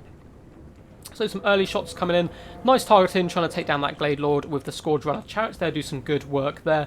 And it looks like he is going for the multi-shot, trying to just pin down these Eternal Guard, but unfortunately not overly accurate so far. We do have the Glade Riders being protected by Wild Riders. I really like this play. Having the Wild Riders there as protection is super nice, and that poison's going to be deployed on top of the Cold One Knights, giving these Wild Riders an even better chance in combat. It looks like, nope, they almost took the fight and then backed off. It looks like they do have a Flaming Sword of Ruin popped on them, both dragons coming over. Now the front lines are just marching up. It looks like the Dark Riders have managed to get behind, and this Spellsinger has been completely forgotten here by Pacta. These Dark Riders are going to pop on top of that lady. She will be able to fight them off fairly well, but they will probably drag her down, unless that is a trap. If that is a trap, very well played, as the Wild Hunters of Kurnos are here, who could swing over and easily destroy those guys. But it looks like his micro is focused up over here, as a big engagement is going underway. Glade Lord has charged in, but getting pinned in by Cold One Knights isn't good. His other dragon popping in to help. Doomfire Warlocks dueling Wild Riders whilst being shot in the back isn't a good engagement for them, and they will be slaughtered. Looks like a ability is coming down here. What can we see? So one's coming down on those Blade Riders. Oh, and we do have a Soul Blight on these Wild Riders. This is some really nice play coming in here from the Dark Elf so far. It looks like he's going to be able to destroy this Glade Lord as well, and the Forest Dragon is struggling. They are, of course, getting stuck in here by Hellebron and all these nasty beasties. And this is disaster on this flank. It looks like he does manage to win against the Doomfire Warlocks and charging against the Specialist Harvesters, but his big dragons are going down, and that Glade Lord may not survive. Huge Burning Head coming down the front line as well, destroying these Eternal Guard, mulching them up. And they will do huge work on these poor Dryads as well. Although, that looks like it actually swung more in the favour there, going along with Dread Spears, and really helped those Dryads out. But it's going to keep going, getting some of these Eternal Guard as well. Now, it's not over. We have some Wood Elves on the left flank. Wild Hunters of Kurnos have got in, but it looks like he did lose his Spellcaster. With his leadership completely gone, those were some really nice strikes coming in by the Dark Elves here. It looks like the Elf Dragon is being scared off as well. I mean, it looks like Luca may be able to keep his crown with a really, really good performance so far. Cold War Knights, Flaming Sword of Ruin pops on them to give them just a little bit bonus to their stats and tear down these Wild Hunters of Kurnos. They are getting a little bit isolated. But overall, it looks like the backline of the Dark Elves is fairly secure, trying to hunt down these Glade Riders with the Cold War Knights, but they will struggle a little bit. It looks like that Forest Dragon is probably going to go off the battlefield, which is pretty disastrous. So breath attacks could be really useful, maybe trying to snipe out Crone Hellebron and so forth. But nice to see Pactor not giving up, that's what I like to see. He's bouncing around with his Wild Riders, 21 kills so far, but they're just surrounded by spearmen wherever they go. They're trying to assist his Dryads and Eternal Guard, try and get those victories where he can. Dryads popping on top of the Reaper Bolt Thrower and shutting that down as well. Now, nice pick here. Eternal Guard have surrounded Crone Hellebron. Yes, she is an anti-infantry destroyer, but she's on a horse and lightly armoured, so they could be able to pin her down. But once again, great play by Luca, great battlefield awareness, and drags her away. Over in the distance, it looks like that dragon did unfortunately go off the battlefield, and we have two Glade Riders with the Hagbane tips just kiting some Dark Riders, but they're shielded, they don't mind this too much, and they're fairly fast themselves. Another Burning Head coming in, killing a lot of these pinned in Eternal Guard, in fact breaking them completely, and that is going to be the king, pinning down a dominant performance there, and showing the world why he earned that title in the first place. But very well played to everyone there. That was some really good play by Luca there. I mean, I'm not saying like I'm surprised. I know he's a very good player as well, but he just destroyed those dragons so quickly. There's that early engagement on the top. Unfortunately, the spell slinger had just been forgotten there. If that was a trap and his micro, he would just focus on that one engagement in the top right, and he could have brought those guys back and destroyed the Dark Riders, then kept the spell slinger living. I think, you know, that would have benefited him well, but really well played to both players there. Good to see. Concentration at its lowest. So guys, no worries.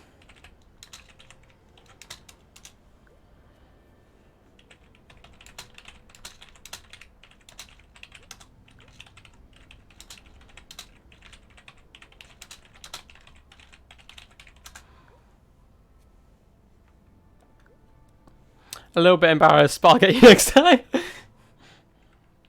Always one bad bro.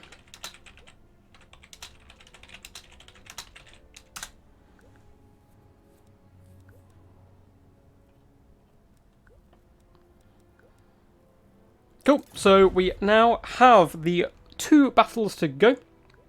So would the mighty Monochrome like to hop into the party? And we'll get that cracking. Patrick is very good as well. Yeah, he is, man. I want to hear playing the next ECL. Hail to my combatants. Ah, those who are ready to die, salute you. I can't play in it, man. I'm working, I think. It's on Saturday, isn't it?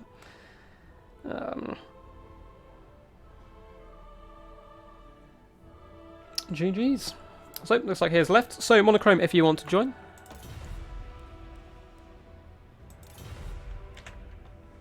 And I will sort this out. So, Luca is up to 2. And I'm going to change his name to Mono.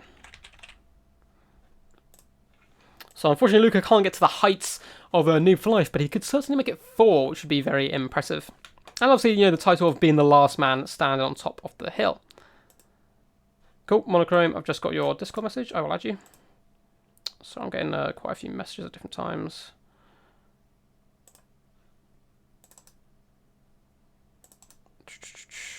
Let's paste that. Cool, send him an invite and we'll get him in as soon as possible.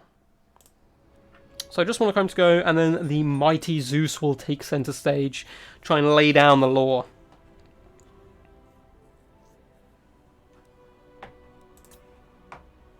Cool. When he accepts that, we'll get him in. That's a nice little bit of a drink to clear my throat. And what map should we go for next?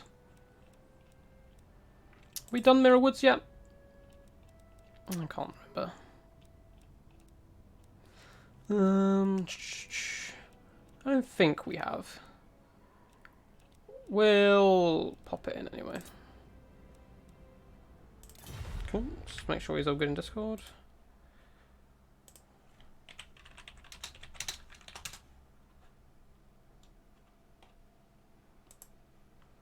Cool. And just getting Zeus's Steam code ready as well. Making friends. Yay. Let's paste that in and get the mighty Zeus here. There he goes. Monochrome Noise is represented in the building. Password is 123, my friend.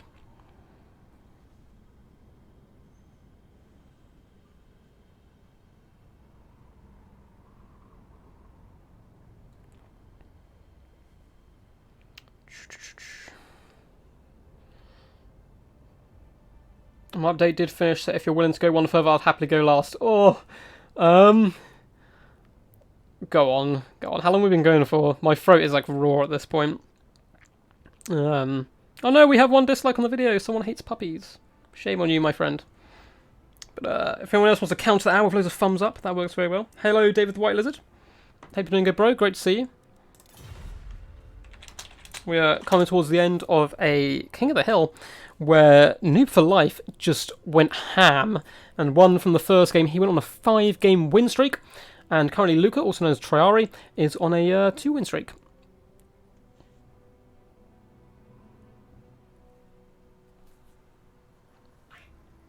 Cool. So I'll let those guys sort out matchups.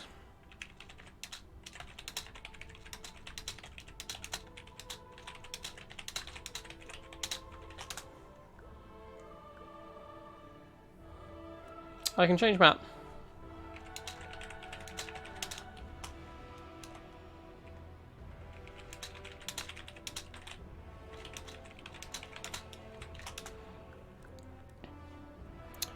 Ooh, I'll see. If they both want to change map, I'm happy to change it.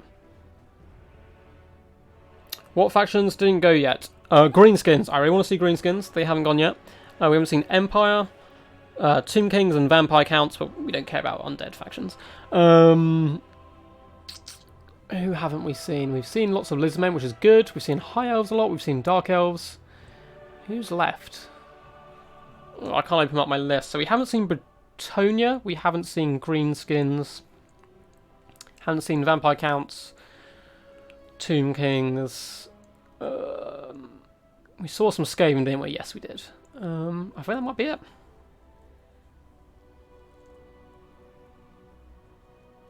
So if you want to represent and be one of those, that'd be great. We'll try and get you in, Michael. I think I'll be able to do one more. I don't really want to go past 10. I haven't eaten yet.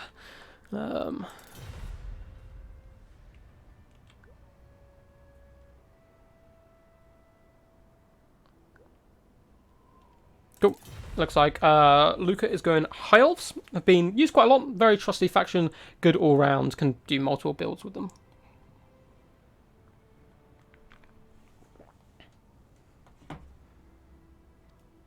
But yes. So it looks like we have Tomb Kings up against the High Elves. So Tomb Kings are now being represented. Can anyone else think of any factions we haven't seen yet? Anyone who's been here for quite a while? I know a few of you have been here from the very beginning, trying to help jog my deranged, terrible memory. Looks like we have... Oh no, we've got Pirates of Sartosa up against the High Elves here. Should be quite interesting. This is a heavily wooded map with a couple of hills. There's also some open ground you can face off. Both these factions quite often like going for range, though. Can Luca make it free? Which would be good if we can. Again, a new king. We've only had 2 kings this entire stream, which is pretty damn impressive. Hey, Brixie, you're still here, my friend. If you can remember who you haven't seen, that'd be really useful. I can't remember Empire haven't been played either. I don't think. Cool, looks like monochrome noise is ready. We go for the memes, Sartosa's finest. Love it. And we'll just wait on Luca. Can anyone tell me actually how long we've been running for? I can't see without like taking down the game and stuff. I see that you still live, mate. Just about. I'm teetering. I am teetering on the edge, bro. The King of Noobs was defeated. He went 5 games undefeated, Warden. And Luca is, or also known as Traori, as we'll see on the screen, is in a 2-0 run. Just managed to beat Pacta in a really cool game. Always good to see Pacta on the channel as well. We'll hopefully try and get him on a little bit more. The next challenger is Monochrome Noise. We then have Zeus, and we're going to try and get Michael in as well, as long as my voice doesn't completely collapse. Because I also want to do a live stream Friday, so I don't want to ruin it too much.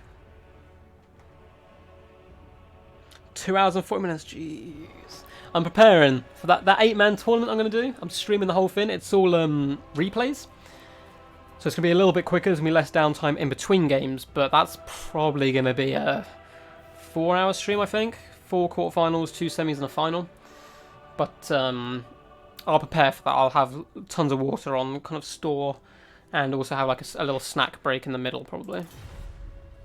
Cool, looks like they're all good. Let's rock and roll.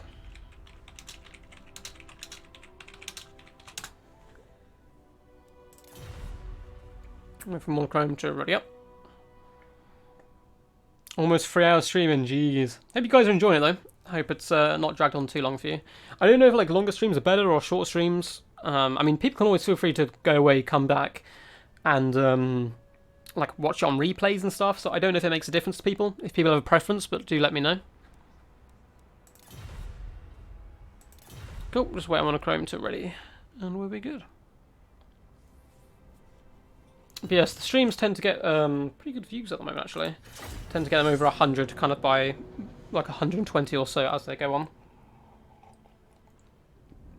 And we are growing, which is always good to see. When is next stream? Sorry, I missed what you said. Oh, sorry, dude.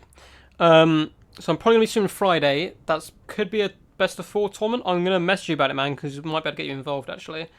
So 8-man tourney is going to be all the games in one go.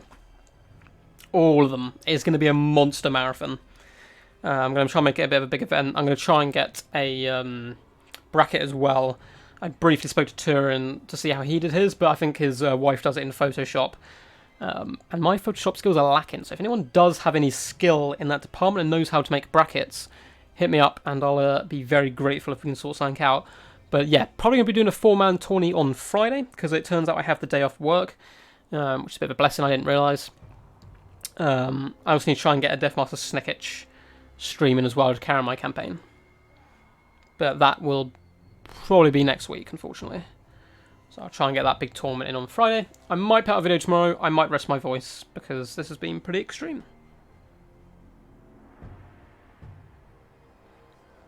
My phone is also starting to run out of charge, unfortunately. I'm down to 17%, so hopefully it holds, because that's how I managed to look at chat. But yeah, this map overall, pretty damn cool map. As I said, like in the pre-game lobby, lots of woods, lots of hills, lots of nasty stuff you can do. So let's have a look at the challenger monochrome. Can he tear down Luca from his high pedestal up in the sky? And it looks like he's brought some Sartosa Free Company to do just that job. So we have quite a few units of these fellows quite here. Pretty cool unit. I've just gone for the sword variety here. We also have some Mongols. So we have 1 unit there. We have Knight Terrors here, the Regiment Renowned version. Is that 3 units in total? Yes, 3 units in total. These guys, horrifying creatures, especially the way they walk. Anti-infantry. These ones particularly cause terror. Armor piercing as well. We also have a Mongol Haunter here, which is an Imperial version, which is even more annoying to deal with, and is of course the hero Mongol. So these guys will slap the crap out of a lot of high elves. We have the Black Spots as well, which are around zombie pirate gunny mob handgunners. And that looks like for the most part. We also have some halberdiers, also good for that nice, cheap and cheerful anti-large. And it looks like we're just down to his leadership, which is a Vampire Fleet Captain of the Deep. Nice to see this lore being used. I don't see it too much. Vangeist Revenge. Tidecool as well. We also have Araness Assault Spite, both on top of their little mini crabs. So good to see this lady here. She is armor piercing, melee expert as you can see, and has a really useful net. Cool, looks like he's going for a bit of Vanguard with those Sartosans. So for the High Elves and Luca, also known as Triari, we have 3 units of Shadow Warriors up front. We have 1, 2, 3 units of Spearmen as well to work as kind of a frontline blockade. We have some Illyrian Reavers, 2 of them in fact in the back to get behind the enemy and do a bit of backline harass. 2 Eagle Claw Bolt Throwers looking to outshoot the Vampire Coast, not a bad idea. Sisters of Avalon, who if left alone can do scary amounts of damage if they can fire all their arrows off. We have a Mage of High Magic. Let's see what... Oh, he's disappeared. What do you have on you? You have Tempest, which is unfortunately going to be any use in this battle, but still very useful backup to bring. Hand of... Is that Glory? Yeah, Hand of Glory and Apotheosis, which is going to be super useful because he has a prince or princess on a dragon. Okay, interesting. I was expecting a prince. But we do have the princess. She's going to have a little bow doing some decent shots. Brought a volley of high arrows, and also it has the Star Dragon Breath, which can do huge, scary amounts of damage. Cool. Looks like these guys are good to go.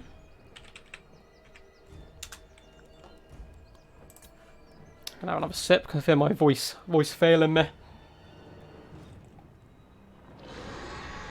One last little quick look at chat. Not enough Mongols! I like Mortars in this matchup a lot. Oh, hell yeah, Mortars are very good, because they're good against tightly packed formations, and of course the High Elves, being the regimented geezers they are, super kind of like tightened together. So, these Shadow Warriors, unfortunately Shadow Warriors have not had a good day today with their Vanguard, and we saw one earlier, I believe it was Ninja. Shadow Warriors was on top of some cavalry. This time, Sartosa Free Company are going to get to the Butcher's work and tear these guys apart. Really bad and unfortunate for the Shadow Warriors. In the distance, looks like the Grey are over here as well. We have the Regiment Round Shadow Warriors starting in deep reserve, going to be swooping behind. I assume looking to hunt down any weapon teams that get left behind. Star Dragon is going to rally over here, and these other 2 Shadow Warriors are going to get brutal revenge on these Sartosa Free Company. Dragon coming in as well. There's not that many long-range troops to deal with him, so he's just going to be able to pop in here and destroy a lot of these units, and in fact rescue those Shadow Warriors who have half health still, which isn't too bad. So the black spot are getting focus fired now by the Eagle Claw Bolt Throwers, which is a fantastic choice, as those guns can be really dangerous. And we can see the Spearfish's net of Araness Assault Spite has been popped down, pinning that princess in place, and the black spot are now getting a few volleys off. So the High Elf, the Sisters of Avalon, firing some shots over, destroying the Sartosan Free Company. King Luca is coming out with a punch here early on, but the princess does manage to escape, does have Taunt. Vampire Fleet Captain trying to chase but not quite being able to catch. It looks like we do have a summon coming down though. Really nice play here. Who is it? It is the Rotten Prometheans. Unfortunately, it looks like that princess is going to scuttle away, so instead they're going to be popping on some spinner. The Grey are still travelling, but they're going to be able to sneak up behind the black spot, get some really decent damage. Princess coming with a big breath attack here on the Vampire Fleet Captain, doing some huge damage, then down to about half health.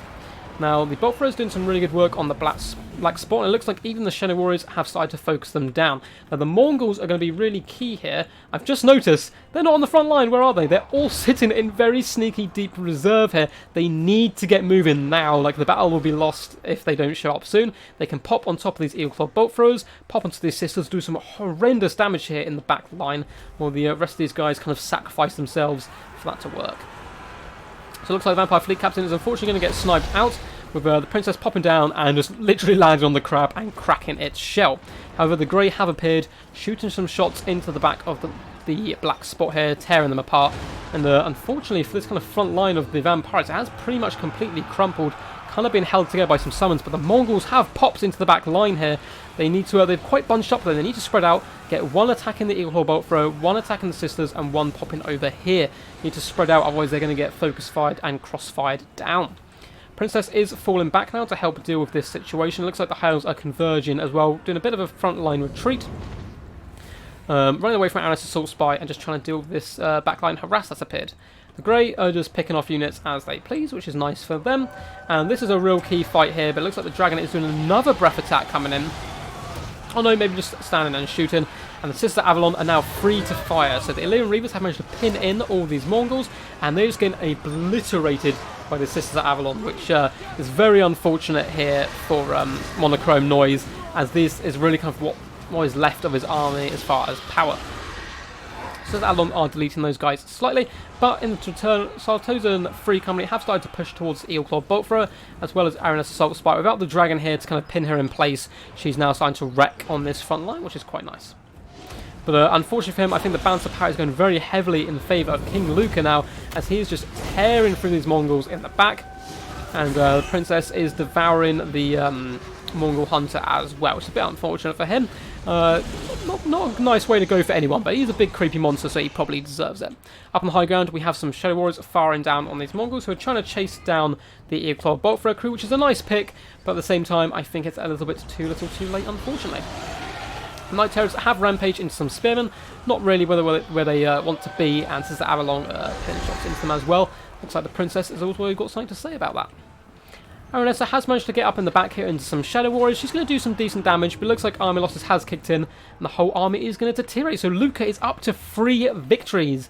Now, we're going to try and do 2 more games. If so, he can go level with Noob for Life with 5 victories. But it looks like that is a... Oh, no, it's just a good luck, have fun for Monochrome there. But yeah, I think that is definitely game over. So well played to both combatants there. And Luca retains his title. Let's have a quick little look at chat. I can't think... I missed part of the stream. No worries, man. Oops, sorry, I've missed a little bit. Enough Mongols. Sweet. Yeah, Sirens are pretty damn good as well. They can obviously get really destroyed by magic, but that's the risk you take with them. So overall, 2 really fun builds. Unfortunate pick, first of all, for those Shadow Warriors, but he managed to bring it back, survive with the other 2, and get the dragon in there to protect them. And I think it was just a bit of a mismatched charge by Monochrome. If he had pushed in all those Mongols when the dragon was up front, and there was so much pressure going on that he had to deal with, he could have taken out those Eelclaw bolt throwers and popped on those Sister Avalon, who just destroyed everything they touched.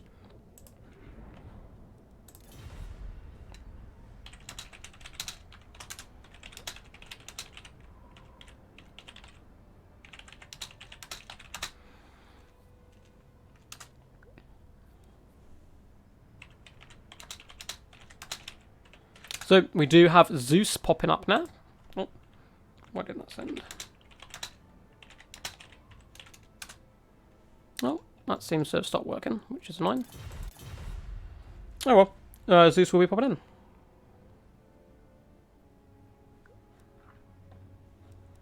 Oh, and now they've popped up in tow. That's really weird. Oh, Luca has dropped, unfortunately. Hopefully he didn't think when I said the King's 5 for now, that is game over. So Lord Zeus, we'll invite you. And Luca, come back to us.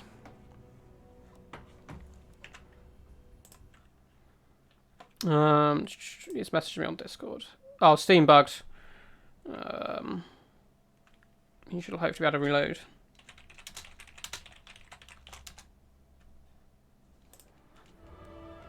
Oh, he's back in. Perfect.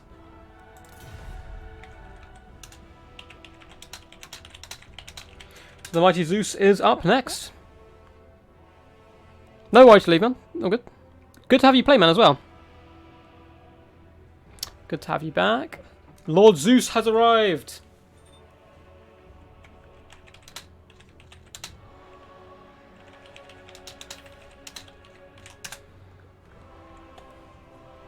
King fights a god. So let's quickly update OBS. So Luca on a rampage up to 3.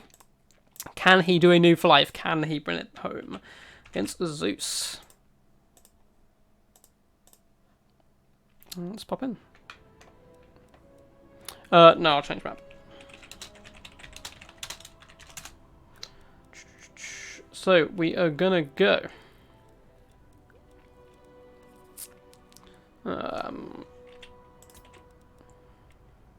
Do battle for Itza.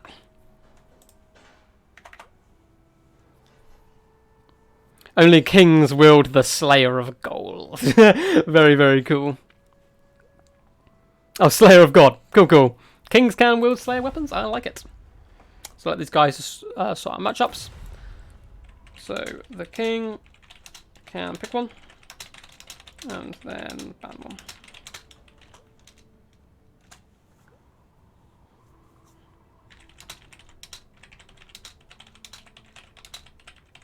Or they can just agree. Yep. Yeah, that was still a cool build, dude. I think you're just a bit unfortunate with the timing of the attacks. If you'd managed to pressure with the Mongols, while your front line was actually like keeping him busy, I know it's really hard to micro that kind of stuff. You might be able to shut down the Sisters at Avalon plus like at least one of the equal or bolt throws. That would have really helped out in the main fight and kept you in it, I think. But well played nonetheless. Cool, cool. I'm fine with all. Up to him. Did you want any matchup? Do the people want any matchup? You can pick and ban. I'm Zeus. I can fight all matches, of course. Fighting talk from the upstart here. Can he claim the crown? So if anyone is just joining, I think we've got a pretty consistent crowd at the moment. We are doing a King of the Hill. It's been going on for a long time. Where Noob for Life was the original king, the OG, went 5 games unbeaten, but Luca, also known as Trari, is in 3 games now. We have 2 games left. Lord Zeus, the mighty god, is taking him on, and then we have Michael popping up for the final game. Should be pretty cool. Do you have anything that you love? Cool. We'll let them sort it out. I'm not in a rush. Yeah. So I think it's been going for about 3 hours now. That may be a record. I don't know what my longest stream is. Maybe have some tournaments which have gone over 3 hours. Possibly. Maybe some of the Death Before Dishonor tournaments. I don't think we've ever done a campaign for 3 hours. I think we normally cap out about 2. A lot of mine can tend to be 2.5 hours. Honestly, don't have any. Cool. So he's gone vampire count and banned lizards, which is a good shout because lizards hard counter vampires. I actually lose a battle though as lizardmen. It is possible up against Arkham in one of Torrent's tournaments. Really close battle, but he managed. I have a problem of overextending with Krokgar, who I like to pick in that match, and get him dragged away from my Temple Guard, and he kind of gets assassinated, but ended up being really close. So, who would you pick in this matchup? He's banned lizardmen. Oh, he's representing the vampirates. Okay, bit of undead on undead violence. Yeah, I usually do that with my counts, and the Reapers are so much faster than those ghouls. Half time. Yeah, no way, man. I get that. I get that. I like the idea, though. That was a really cool build.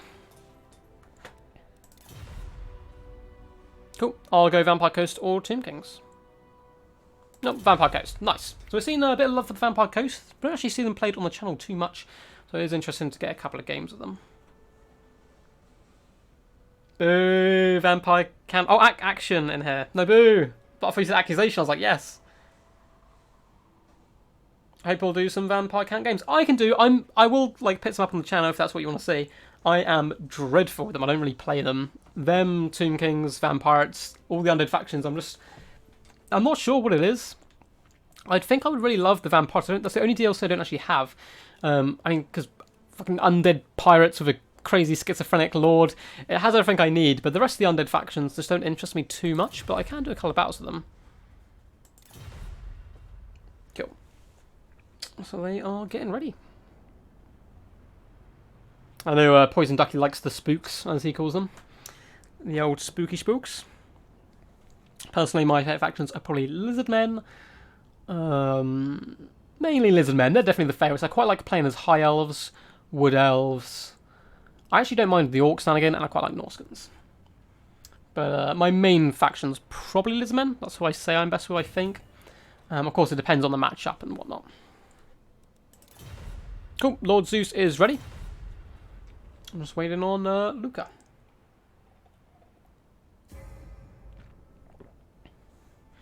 And we will get going. So it is 10 PM here. I'll do this game. One more game with Michael in if he still wants to play it. And I'm going to go eat some food. I'm going to go eat so much food. It's going to be disgusting. If someone was here to watch it, I'm just going to be chucking it in my mouth. Bits rolling all down my top. But it has been fun. It's been a really good stream so far. And thank you guys for tuning in and chilling out with me. It doesn't, obviously, this type of thing doesn't work without you guys.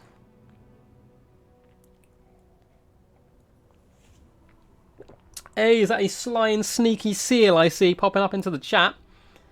Tomb Kings are the best bones by far. They're pretty damn cool. They got some kitty cats. I would offer, man, for you to pop into the stream and play, but I've nearly died, so we're just doing this game and one more, and I will leave it. But it'd be good to have you back on the channel sometime soon, dude. Tristan, for those who don't know, is the sly and sneakiest of all seals.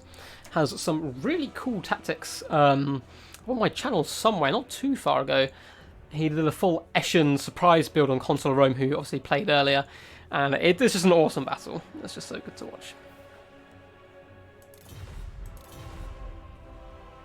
Yup, just going to take a bit more drink.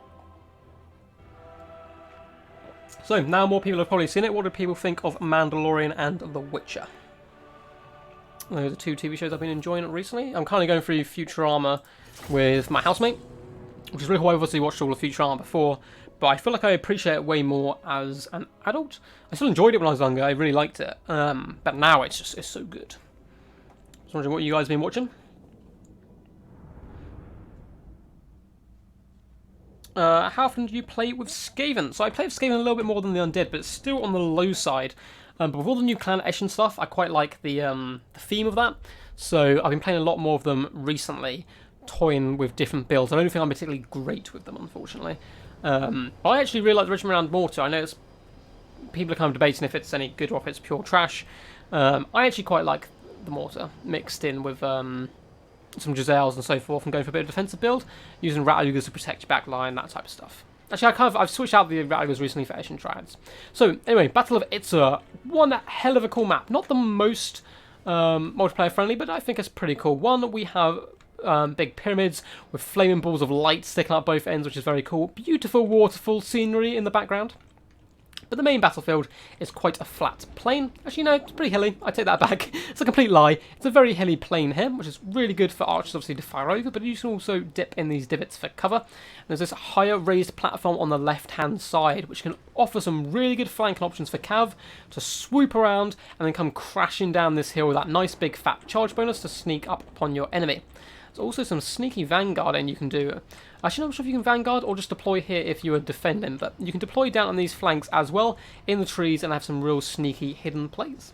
So who is your money on? Do you think Lucan could hold on to his crown and make it 4 in a row, get him in within touching distance of Noob for Life, or do you think the Lord Zeus will claim the spot?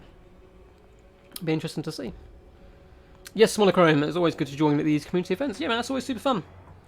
It's always super fun, and that's what makes it Total Warhammer so good, honestly, is the community. It'd be so dead without it. It's still a really good game, but like the community is so good. Obviously you get one or two people, but for the most part it's just real kind of just generally nice people who want to play the game. So let's have a little look at the mighty Lucas army and his undead. Up in the sky we do see a Terrorgeist being escorted by a unit of Fellbats. On the ground we have a couple of units of Direwolves, probably going to get in there for some flanking opportunities. We have the Chillgeist, which are the Regiment Renowned Hexreefs. It's going to be very good to see how they play. Undead Horses. For the front line we have got Graveguard, including the Regiment Renowned Sternsmen. So pretty hardcore front line, flanked with some Skeleton Warriors, just for a bit of added width. Looks like we have a few zombies as well, hidden in the trees for now. And a really nice pick here, he's gone for 2 White Kings on foot, adding much needed kind of stability and punch to that front line. Up in the sky we do have Von Carstein, Vampire Lord. Up on top of his little flying Hellsteed here. And let's see what he's brought. He's brought Storm of the Night, Undead Resurgence and all that good stuff, Flock of Doom, Raised Dead, and Invocation of the Hex. So really nice army overall. Let's go see the Challenger Zeus's army.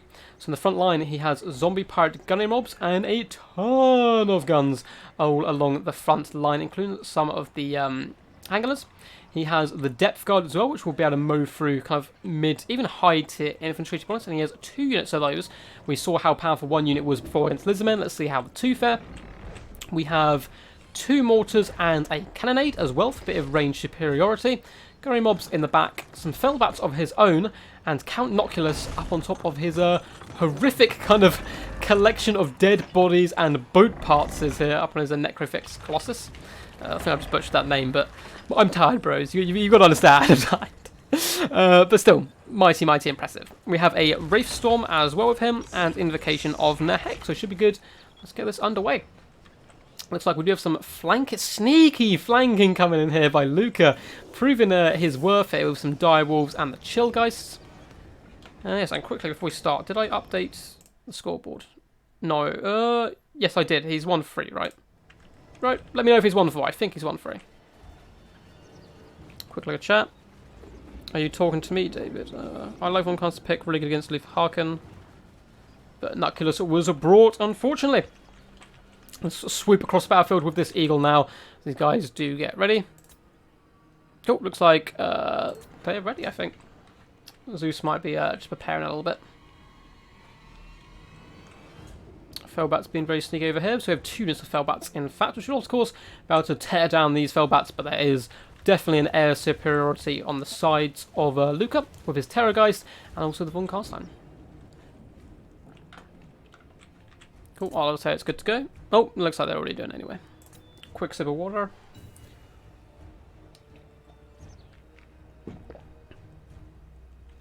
And they're off. Oh, Brixie, what's up, dude? Gotta go now, boys. No worries, man. Thank you for tuning in, dude. Always good to see you around. Brixie's been a supporter since the early days when I had like 20 subscribers or something. He's been around for a very long time. More shots coming in and just bye-bye zombies, just obliterating them. I mean, I guess that's what zombies are for just taking shots, but they don't want to be getting killed this early on. They really want to work as kind of a sponge for that front line against these guns. Otherwise, those guns will annihilate these Graveguard. Looks like he's flooding forward with his little flying call, seeing where he can pick off some troops, but there's so many guns around, and the ambush is sprung. Is it a little bit too early? I don't know. I mean, oh, Jesus! That rocket coming across from Count Noctis there just deletes so many of the chill guys, but Hounds have managed to get on top of the zombie pirate gunnery mob, and this other unit has managed to get in on top of this mortar. They are against Depth Guard now, who are much more, adequately trained to deal with these type of units. Another unit of zombies is being eaten on this flank by some direwolves, so really nice ambush tactic here, and it is distracting these guys while his main army does push up. So really nice play here. Unfortunately, it looks like the mortar is going to stay on being able to fire because these Depth Guard have come in to protect him, and the Chillgeist are also getting that indication of the Hecklo to keep them fighting. Fortunately, these Hounds were pushed back, but not before they did a ton of damage. The Direwolves on the other flank unfortunately getting blitzed, but again, they've done a ton of damage and annihilated a lot of these guns and stopped them firing forwards. He needs to keep advancing his forces, which he's doing very good here, and really make this count for something. I maybe would have saved the ambush just for slightly later, roughly about now. So he starts to react, and then your front line hits. Maybe a little bit mistimed, but at the same time, maybe he's wanted to get all these guns offline.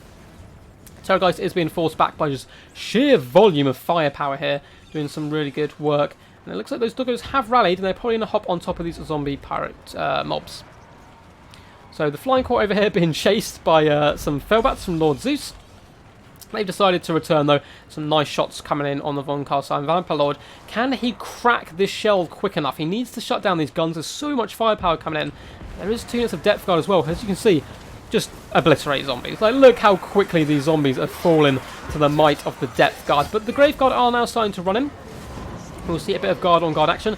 They're forcing their way back into these handgun mobs, trying to shut them down as quickly as possible. So let's see if the noose can be fully strung. So we do have a little wind blast, not wind blast. Oh, I can't think of the name of the spell. Swinging by through and doing some decent damage to these zombie pirate gunnery mobs. So is this going to be enough? Has he managed to do enough damage against these counts entering in? And will the Depth Guard be able to hold and allow these guns to fire? It looks like the cannon raid may actually be shut down as it is starting to deteriorate. There's a very healthy Count Noculus popping shots at this Von Karstein Vampire Lord, who, even with some zombie pirate gunnery mobs, doing some serious damage, but looks like he is getting an invocation of the Heck to try and heal him up. Then we have another unit of Depth Guard who are going to be moving into the fray, and they should do fairly good against the Skeleton Warriors and even against the Grave Guard, who will be able to do some decent damage back. So the Von Karstein Lord is still taking so much damage. Zeus really chucking everything he has into him to try and finish him off. Over on this flank, looks like the mortar is taking down some skeletons. Probably needs to switch his targets into the Sternsmen or some of these other Graveguard, who are now really starting to struggle up against the Depth Guard, who've saturated in on top of their own units and use that bit of protection. These guys can survive forever because, of course, they also regenerate when in combat. So it looks like, unfortunately, there's some Felbats. 2 units of Felbats here are getting destroyed by a bit of a storm, but it doesn't do too much damage to anyone else. So it's going not too bad. This is a fairly balanced battle here. Slowly but surely going in favour of the Vampirates, I believe. The Depth Guard in the back are getting taken out by this Terrorgeist. Looks like they have finally gone down, but in return the Terrorgeist is taking huge amounts of damage. One unit of Depth Guard down is a huge win there for the Council, really struggling to deal with them. The other unit here, up to 60 kills against Graveguard, is just disgusting damage. And more shots still going up against this Flying Corps, who's now really, really beat up. But at the same time, there's not much of the pirates left. He needs to bring these Fellbats in over there that he's left in reserve. They can even chase down this Terrorgeist now and really put the pressure on it now. The White Kings doing a decent job, slowly munching through the Depth Guard, who are getting invocation of the heck now, and ensuring they win this main fight. And I think the balance of power is slowly coming back into a more even middle. Terrorgeist doing a little fake charge into Count Noculus, baiting out a summon. Well, these guys do have guns, so either way he's going to be in a bit of trouble. Nice little breath attack coming in, but I believe this is the end for the Terrorgeist. A shot is lined up, and he takes aim, boom! Smacks it square in the chest. Doesn't quite bring it down, but brings it down to 400 health, and it's now going to get shot down by zombie Prodigal mobs. A very brave White King forces his way into the back on top of Count Noculus. But there's kind of rampaging vampire counts everywhere. There's still a lot of healthy Sternsmen and Graveguard around the place, but there's one very healthy unit of Depth Guard and a very beat up unit of Depth Guard, up to 71 kills. 107 on this other unit here. It's very close, honestly. This is so hard to call. Count Noculus is trying to retreat here, fall back to the safety of his Fellbats, and then try to snipe out this Von Carstein Vampire Lord, who is almost at his healing cap. That's a White King being super annoying and constantly staying on the foot of Count Noculus, which is really good pressure coming in here from the current king, Triari, also known as Luca. So can Count Noculus survive? He's really going to struggle to deal with these White Kings. The rest of the infantry, he might be able to mop up with the Depth Guard. This unit trying to fall back and get healed up by Invocation. Some bats are swarming in just to help the zombie pirate gunny mobs slowly get rid of some zombies. Then the front line, Depth Guard are now tearing through just basic zombies. He's still maybe got one or two summons left in his back pocket. The Vampire Lord getting a little bit too close once again, but darting it in and out, and it is distracting all this kind of firepower. Both the White Kings now trying to assassinate Noculus. Depth Guard having come back for a little bit of protection, and it looks like a summon is coming down as well. Depth Guard are now managing to mop up this front line. They need to get active again. There they go. They finish off these zombies and then turn to do a pretty damn good duel probably against the Sternsmen. Noculus keeps on moving, keeps on firing. Looks like the Depth Guard have been thrown in to try and pin back these White Kings and allow Count Noculus to escape. He is struggling to get out of there, but he should be able to use his mass and force his way free. This is so close. If he can assassinate Noculus here, I think Luca may have it, but if not, he manages to survive. These Depth Guard may be able to munch their way through the majority of this army. What's left? Is it just... there's 2 units of... 3 units of Graveguard. I don't know! Oh, this is so close. Balance of power is dead even. And let's look around the rest of the battlefield. It looks like everything that is in play is in this one screenshot here. Guns trying to deal with the Graveguard. Depth Guard chasing these guys as well. And he's got 2 units of Depth Guard up against 3 units of Graveguard. Count Noculus trying to get away. But the Depth Guard are coming in for a bit of a flank charge on the Sternsman here, which should be pretty decent. He needs to pick these guys off and allow Noculus to snipe out that Lord. But very cleverly, the Lord is just hiding over in the trees here. It's too risky to bring him out at this point. Just bring him forward and do magic where you can. So it looks like the Fellbats have taken a bit of a hammer in here. Depth Guard desperately trying to rally in, and everyone's going in now for a big final duel. This is so close, I really don't know who to put my money on. Count Noculus coming in with some big old shots into the Sternsman there. Count Noculus, of course, is very, very tanky. Even, particularly on this guy, but also when he's on foot, he can be very good as well, his little halberd. Depth Guard are starting to chew through this Graveguard now, and the longer it takes Luca to deal with these guys, the more annoying they're going to be. I would actually probably bring the White Kings over and kill the Depth Guard, finish them off, as he's really struggling to catch Count Noculus with his slow speed. And once they're defeated, then you round on Noculus. He has nowhere to run then. Depth Guard is staying in combat. But I think Noculus might do it with these Depth Guard. He's currently cutting down the zombies with them, which is healing them up. But then, 2 healthy White Kings, I can't call it. I keep saying, like, oh, this guy's got it, this guy's got it. It's hard to tell.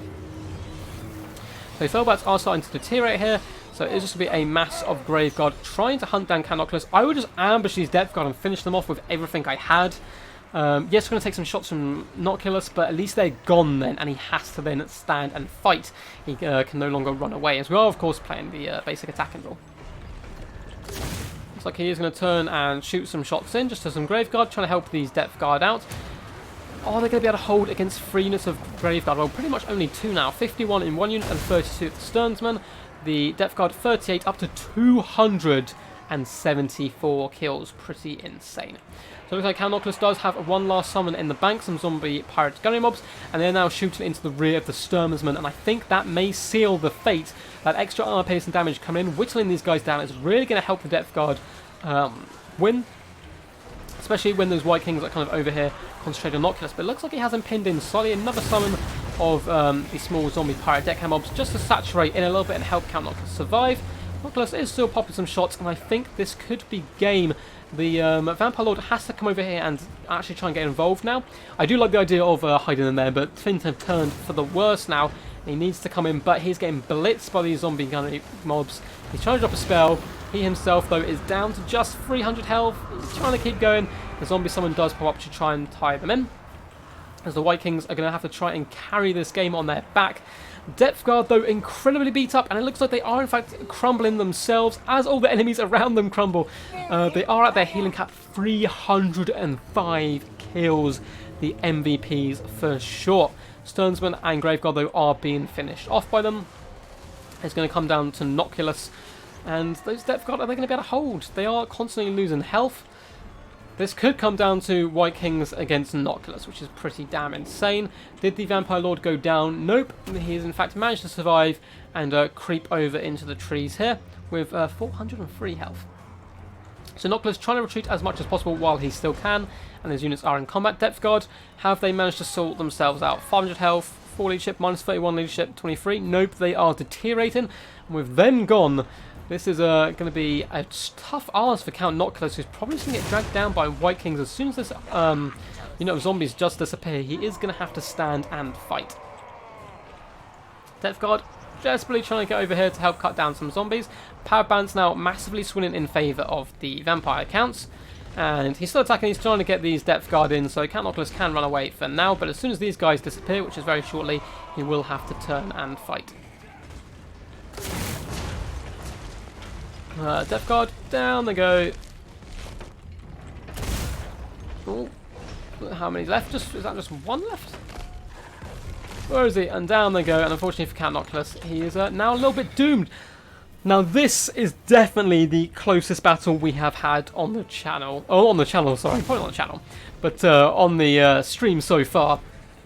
With just one game to go.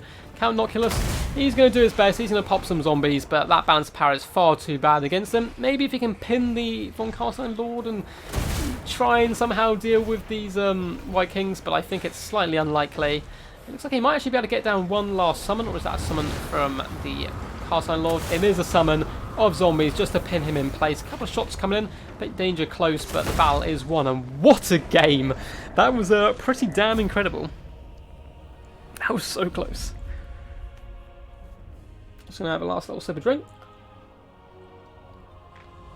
Now, Michael, if you're still in chat, please let me know and we'll do one more. If not, we will bow out, I'm afraid. So, 2 really good builds. I can't say too much about them as I don't have much experience with Vampire Counts and Vampirates. But really nice defensive approach. Almost did enough damage to those vampires on the way, but that sneaky attack from the start really did hinder Lord Zeus, and even though the Depth Guard 90, 321, 118 tried to put this game on their back, they weren't quite enough.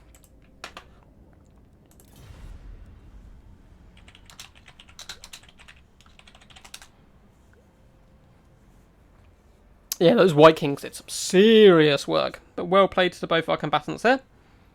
So if Michael's still in chat, we will get him in. If not, we will wrap it up, I'm afraid. Yes, you're here. Right, man. If you want to hop into the lobby, you'll be up last.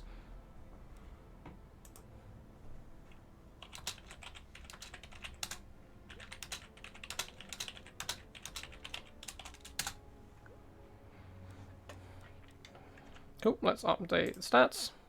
So Luca now is up to 4 wins. And we're paying Michael. We'll see what his actual name is, and we'll probably change it to that. But what a close game. That was really fantastic. That was really good to see. When you go up the same, don't you dethrone, don't you? Ooh, good point.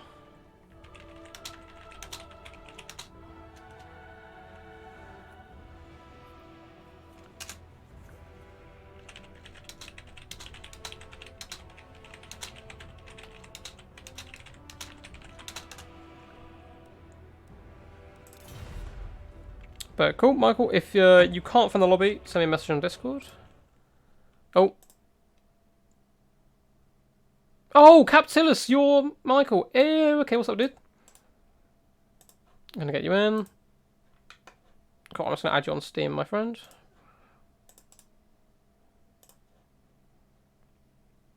Cool. Send you an invite, man. And we'll get you in. Oh, I didn't realise that's who Michael was. He's a very good player. So guys, thank you for bearing with me so far. I think we've been going for nearly 3.5 hours. So I'm speaking a little bit quiet now. My throat is pretty sore. We'll wrap this up with one more. Let's do a horrible map. Let's go Central Chaos Ways. Cool, so at some point, if he does get level 5, we can always ask if him and New for Life wants to play a game and I can cast it on the channel as a kind of like a King v King situation.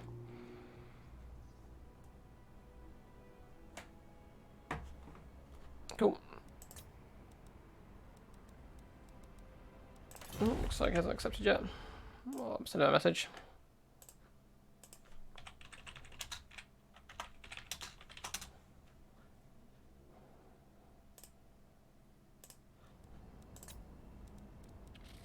Cool, we'll just wait for him to pop on and we'll get cracking. So who's your money on? Do you think he can go all the way? Can the mad genius Luca pull off a 5-0, which is very impressive in that super close game against Zeus as well? That really could have gone either way.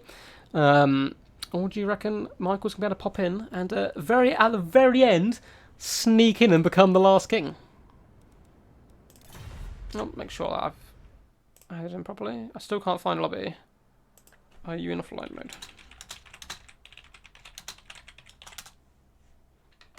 Cool, if he's in hidden mode, I won't be able to send him an invite.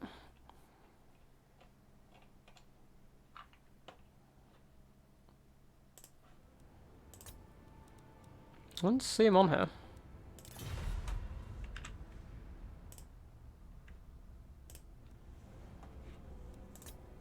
There he is. Boom. Password is 123.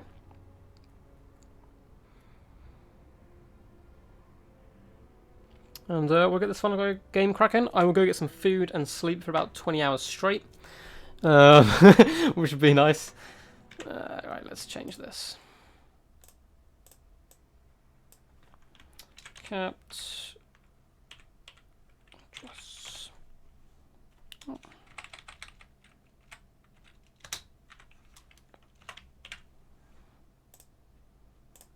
Cool. So will there be a new king, or will Luca reign over all?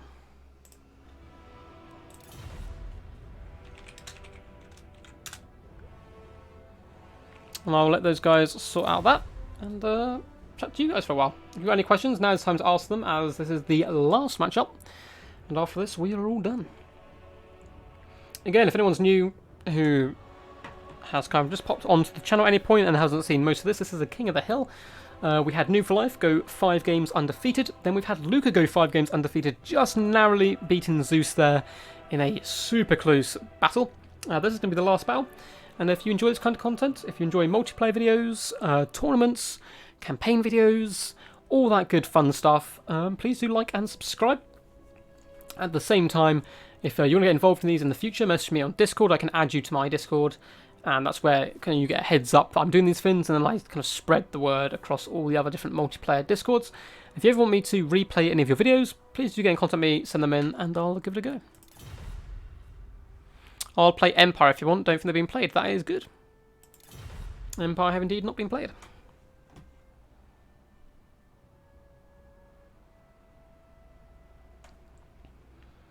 Ooh. Yes, and also people have kind of joined late through. Don't worry, this video will be fully uploaded. It will take probably quite a while for YouTube to process it, but once they have, you can watch the whole thing, which is always good to see. Sorry if it's a bit long. It just kind of kept going. I had so many people messaging me basically saying they wanted to get involved, and I'm happy to have them involved.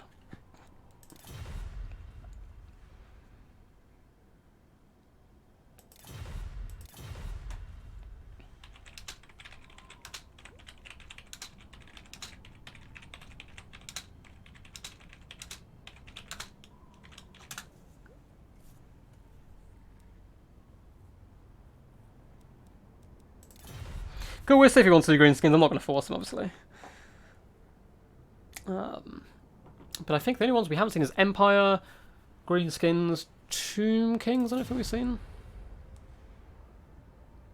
Cool. Looks like we're getting it. We're getting the green skins. Yes, I am praying for Snarsnick, and I believe that Grimgor could be picked as well. But Grimgor was pretty terrible in this matchup, actually, because of all the armor piercing bullets and stuff, which Empire are probably going to bring some of in case of Black Orcs. But at the same time, this is a pretty fun matchup. There's quite a lot of skirmish involved as well, surprisingly. This is one of my worst factions. We are clear, this is one of my worst factions.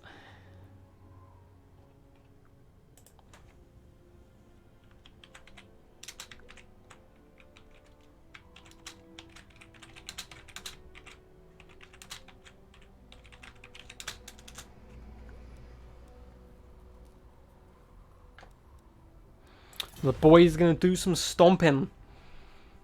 I'm interested to see who comes out on top here. Luca has proven himself a very, very capable warrior. Going up against some very talented opponents, much like Zeus in that previous one, who I'm sure many of you who play multiplayer know is, I think he's ranking 20 something at the moment on quick battles. So, very, very good player. And once again, if you do want to see some elite plays, to go to Gunda Plays, which is the YouTube channel which he runs. Oh, looks like we just also got a boost of viewers. Welcome, welcome. We are on to the final game of the stream. We've been going for a very long time. Luca is undefeated in 4 games, trying to match Noob for Life's 5 unbeaten earlier in the stream, up against Capt Tellus. And we are seeing Greenskins versus Empire on Central Chaos Waste. I hope I pressed on the right one. Where are you? Yes, Central Chaos Waste, which I think is the most balanced one. It should be fun. Should be fun on a burn. These guys sort their matchups and just chill. Ugh, it's a bit of a stretch. Luckily I can kind of do these. I don't think I'll be able to do a stream this long before in my old setup. Now we've got the nice big desk in front of me.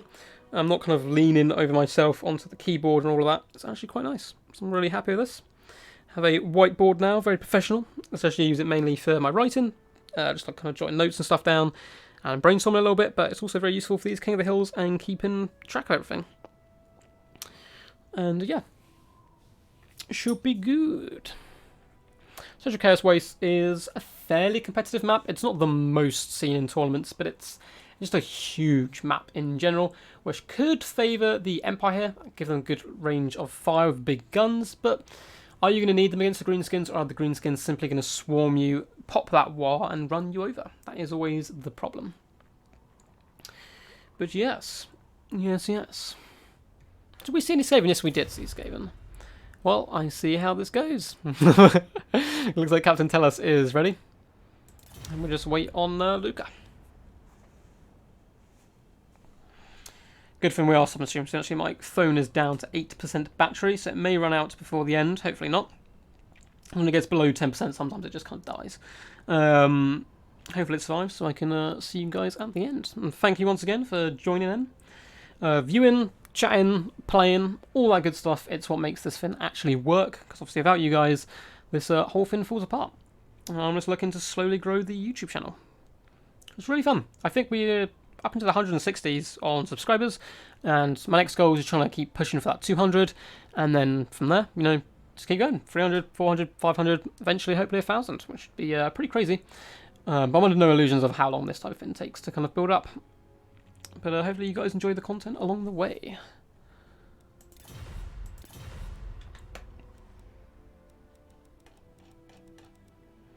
Cool. I think we've done a nice kind of variation of maps today as well. Some wooded ones, some bigger ones, most of which are competitive. It looks like Luca is ready for the final showdown.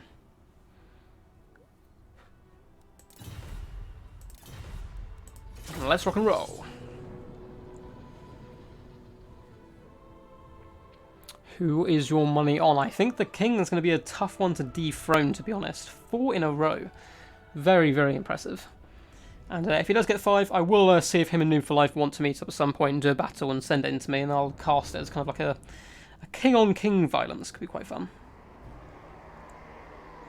So as you can see, map is mainly a big open plain with not too much cover, no trees, none of that sneaky hiding.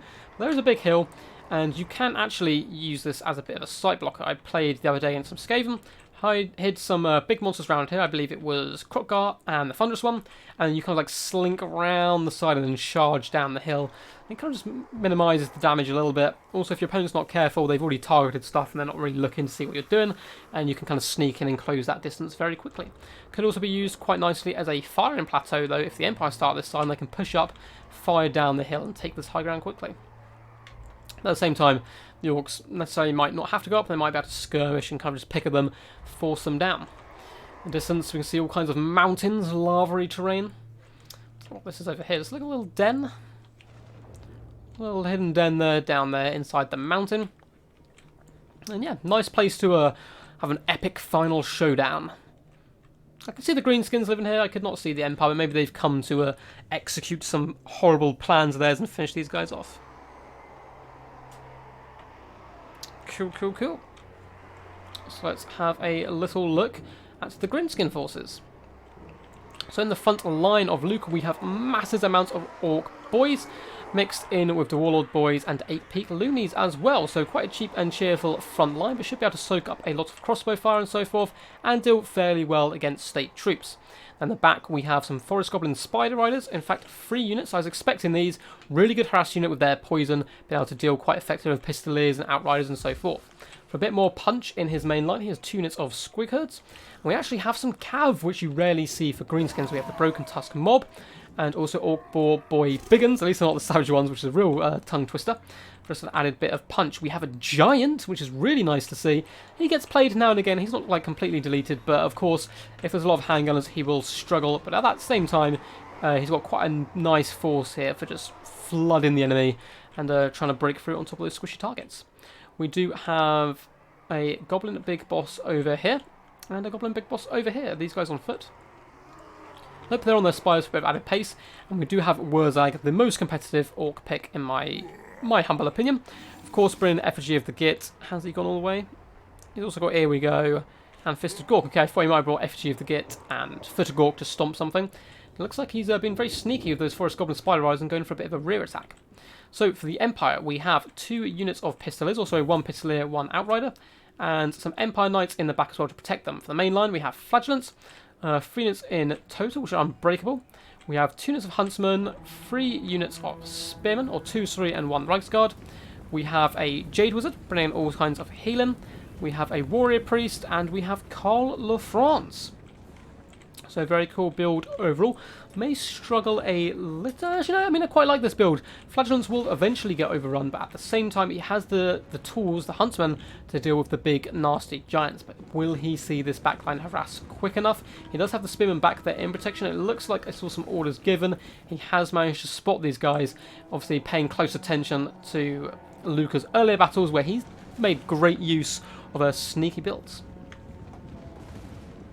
Pacta, yeah, I know, bro. Still streaming, bro. I'm so tired. This is the final game, man.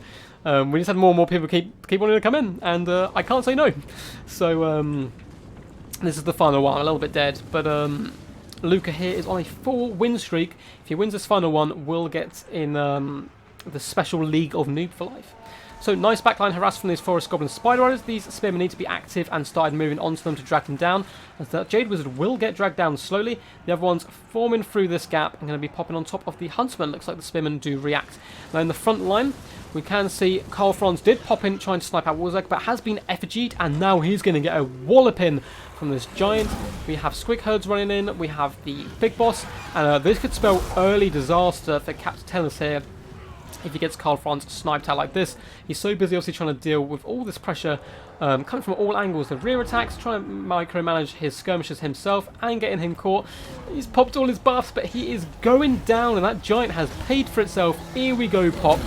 Plus 4 melee attack and Karl Franz got absolutely nuked there. And that could spell disaster early on here for the Empire, as now the war is popped, allowing these boys, the Wall of Boys and the standard ones, just to tear through these flagellants with quick, clean efficiency. I'm sure there's nothing clean about it, actually. It's probably quite messy down there on the battlefield. Looks like Capitellus has managed to rally his back line slightly, bringing back some Reichsguard to help deal with these marauding units, but Orc Boy Biggins with the Warpops will do very well against Reichsguard. It looks like Hammer of Sigma trying to keep them in the fight, and the Warrior Priest leading the forces. Jade Wizard going toe-to-toe with Goblin Big Boss, maybe not the best idea, but getting a little bit of shock damage with the charge might work quite nicely. And the Pistolets are actually doing some really decent damage. We have some big losses coming in on the green-skinned forces, a lot of them routing, but of course they will rally. Empire seem to be getting just overrun at the moment. A very healthy Giant and a healthy Wurzag still kicking. The Flagellant's Shield of Thorns popped up, trying to win this key engagement, but the Jade Wizard is forced off by that Goblin Big Boss. Spearmen trying to intercept some broken Tusk Mob and drag them down. But this is a really tough matchup now for the Empire, I think, to get back into the game. Huntsman trying to snipe out Wurzag, but he's just going to keep dodging. And the main front line, the Empire is getting overrun. Pistolets are going to try and outrun some Forest Goblin Spider Eyes. Or no, they're not even going to try. They know they're going to get caught and poisoned. And a little lapse in concentration now. Those guys may go down, but Outriders charging in from the rescue. These Empire Knights really need to get engaged in the battle and start hammering these guys in the back, trying to break as many units as possible. Of course, his micro is stretched over here. And it looks like we have another get back here, and here we go, popped. And I think that sums it up for the Empire. They're just being swarmed. Balance of power massively in the Greenskins' favour now. We have Reichsguard being chased off here by Orc Boy Biggins. Warrior Priest is even fleeing. He's abandoned Sigma. Sigma is gone. He's forced. There is no hope, and that Giant simply saunters over, kind of like swagging after that Warrior Priest. Nice to see Capitellus fighting to the death here. Huntsman being dragged down, and he's trying to get some cycle charging going with these Empire Knights, picking off Orc Boys and these broken units where he can. With the balance of power tipping so heavily that it's going to be army losses, and the King reigns supreme. 5 wins! So we are going to try and set up a battle between him and Noob for Life at a later date, and we will cast it on the channel. Very well played to both these guys. Nice swarming army for the Greenskins, like they're great to get at. And Capitellus just didn't quite have enough to hold them back. I do like the Huntsman pick, just in case there's any big nasties, but didn't really have enough to protect them from such a swarm. So maybe going a bit cheaper and getting just a bit more numbers would have helped him. But very nice army here by Luca, and very well played. Always nice to see a Giant in use.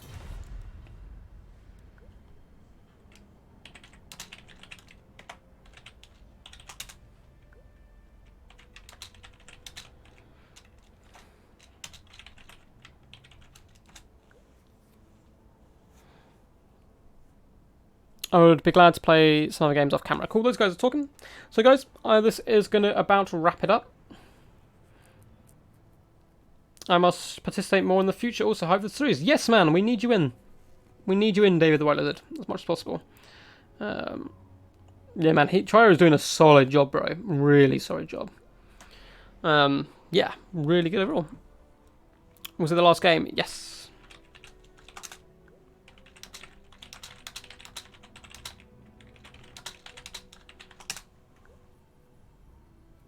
I'd love to talk about strats. Sweet. If you want to pop in the stream and talk about strats, that's fine. I can leave it open for a little while. If not, he might just be talking to Cap to tell us, which is fine.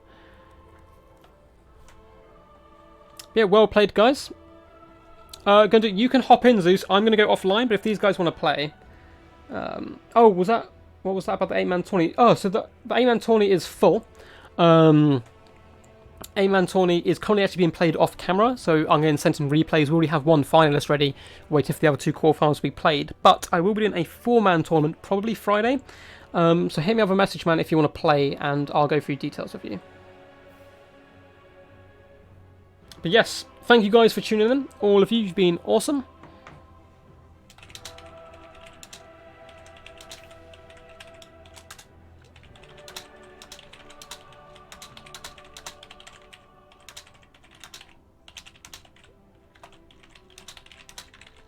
And I will add these guys to the Discord. And yes, we'll update the stats quickly as well. So Luca up to 5. So Noob for Life, if in the future you are looking back and watching this, you have a king-on-king rivalry that is going to be taking place. So just make sure I've got no more messages.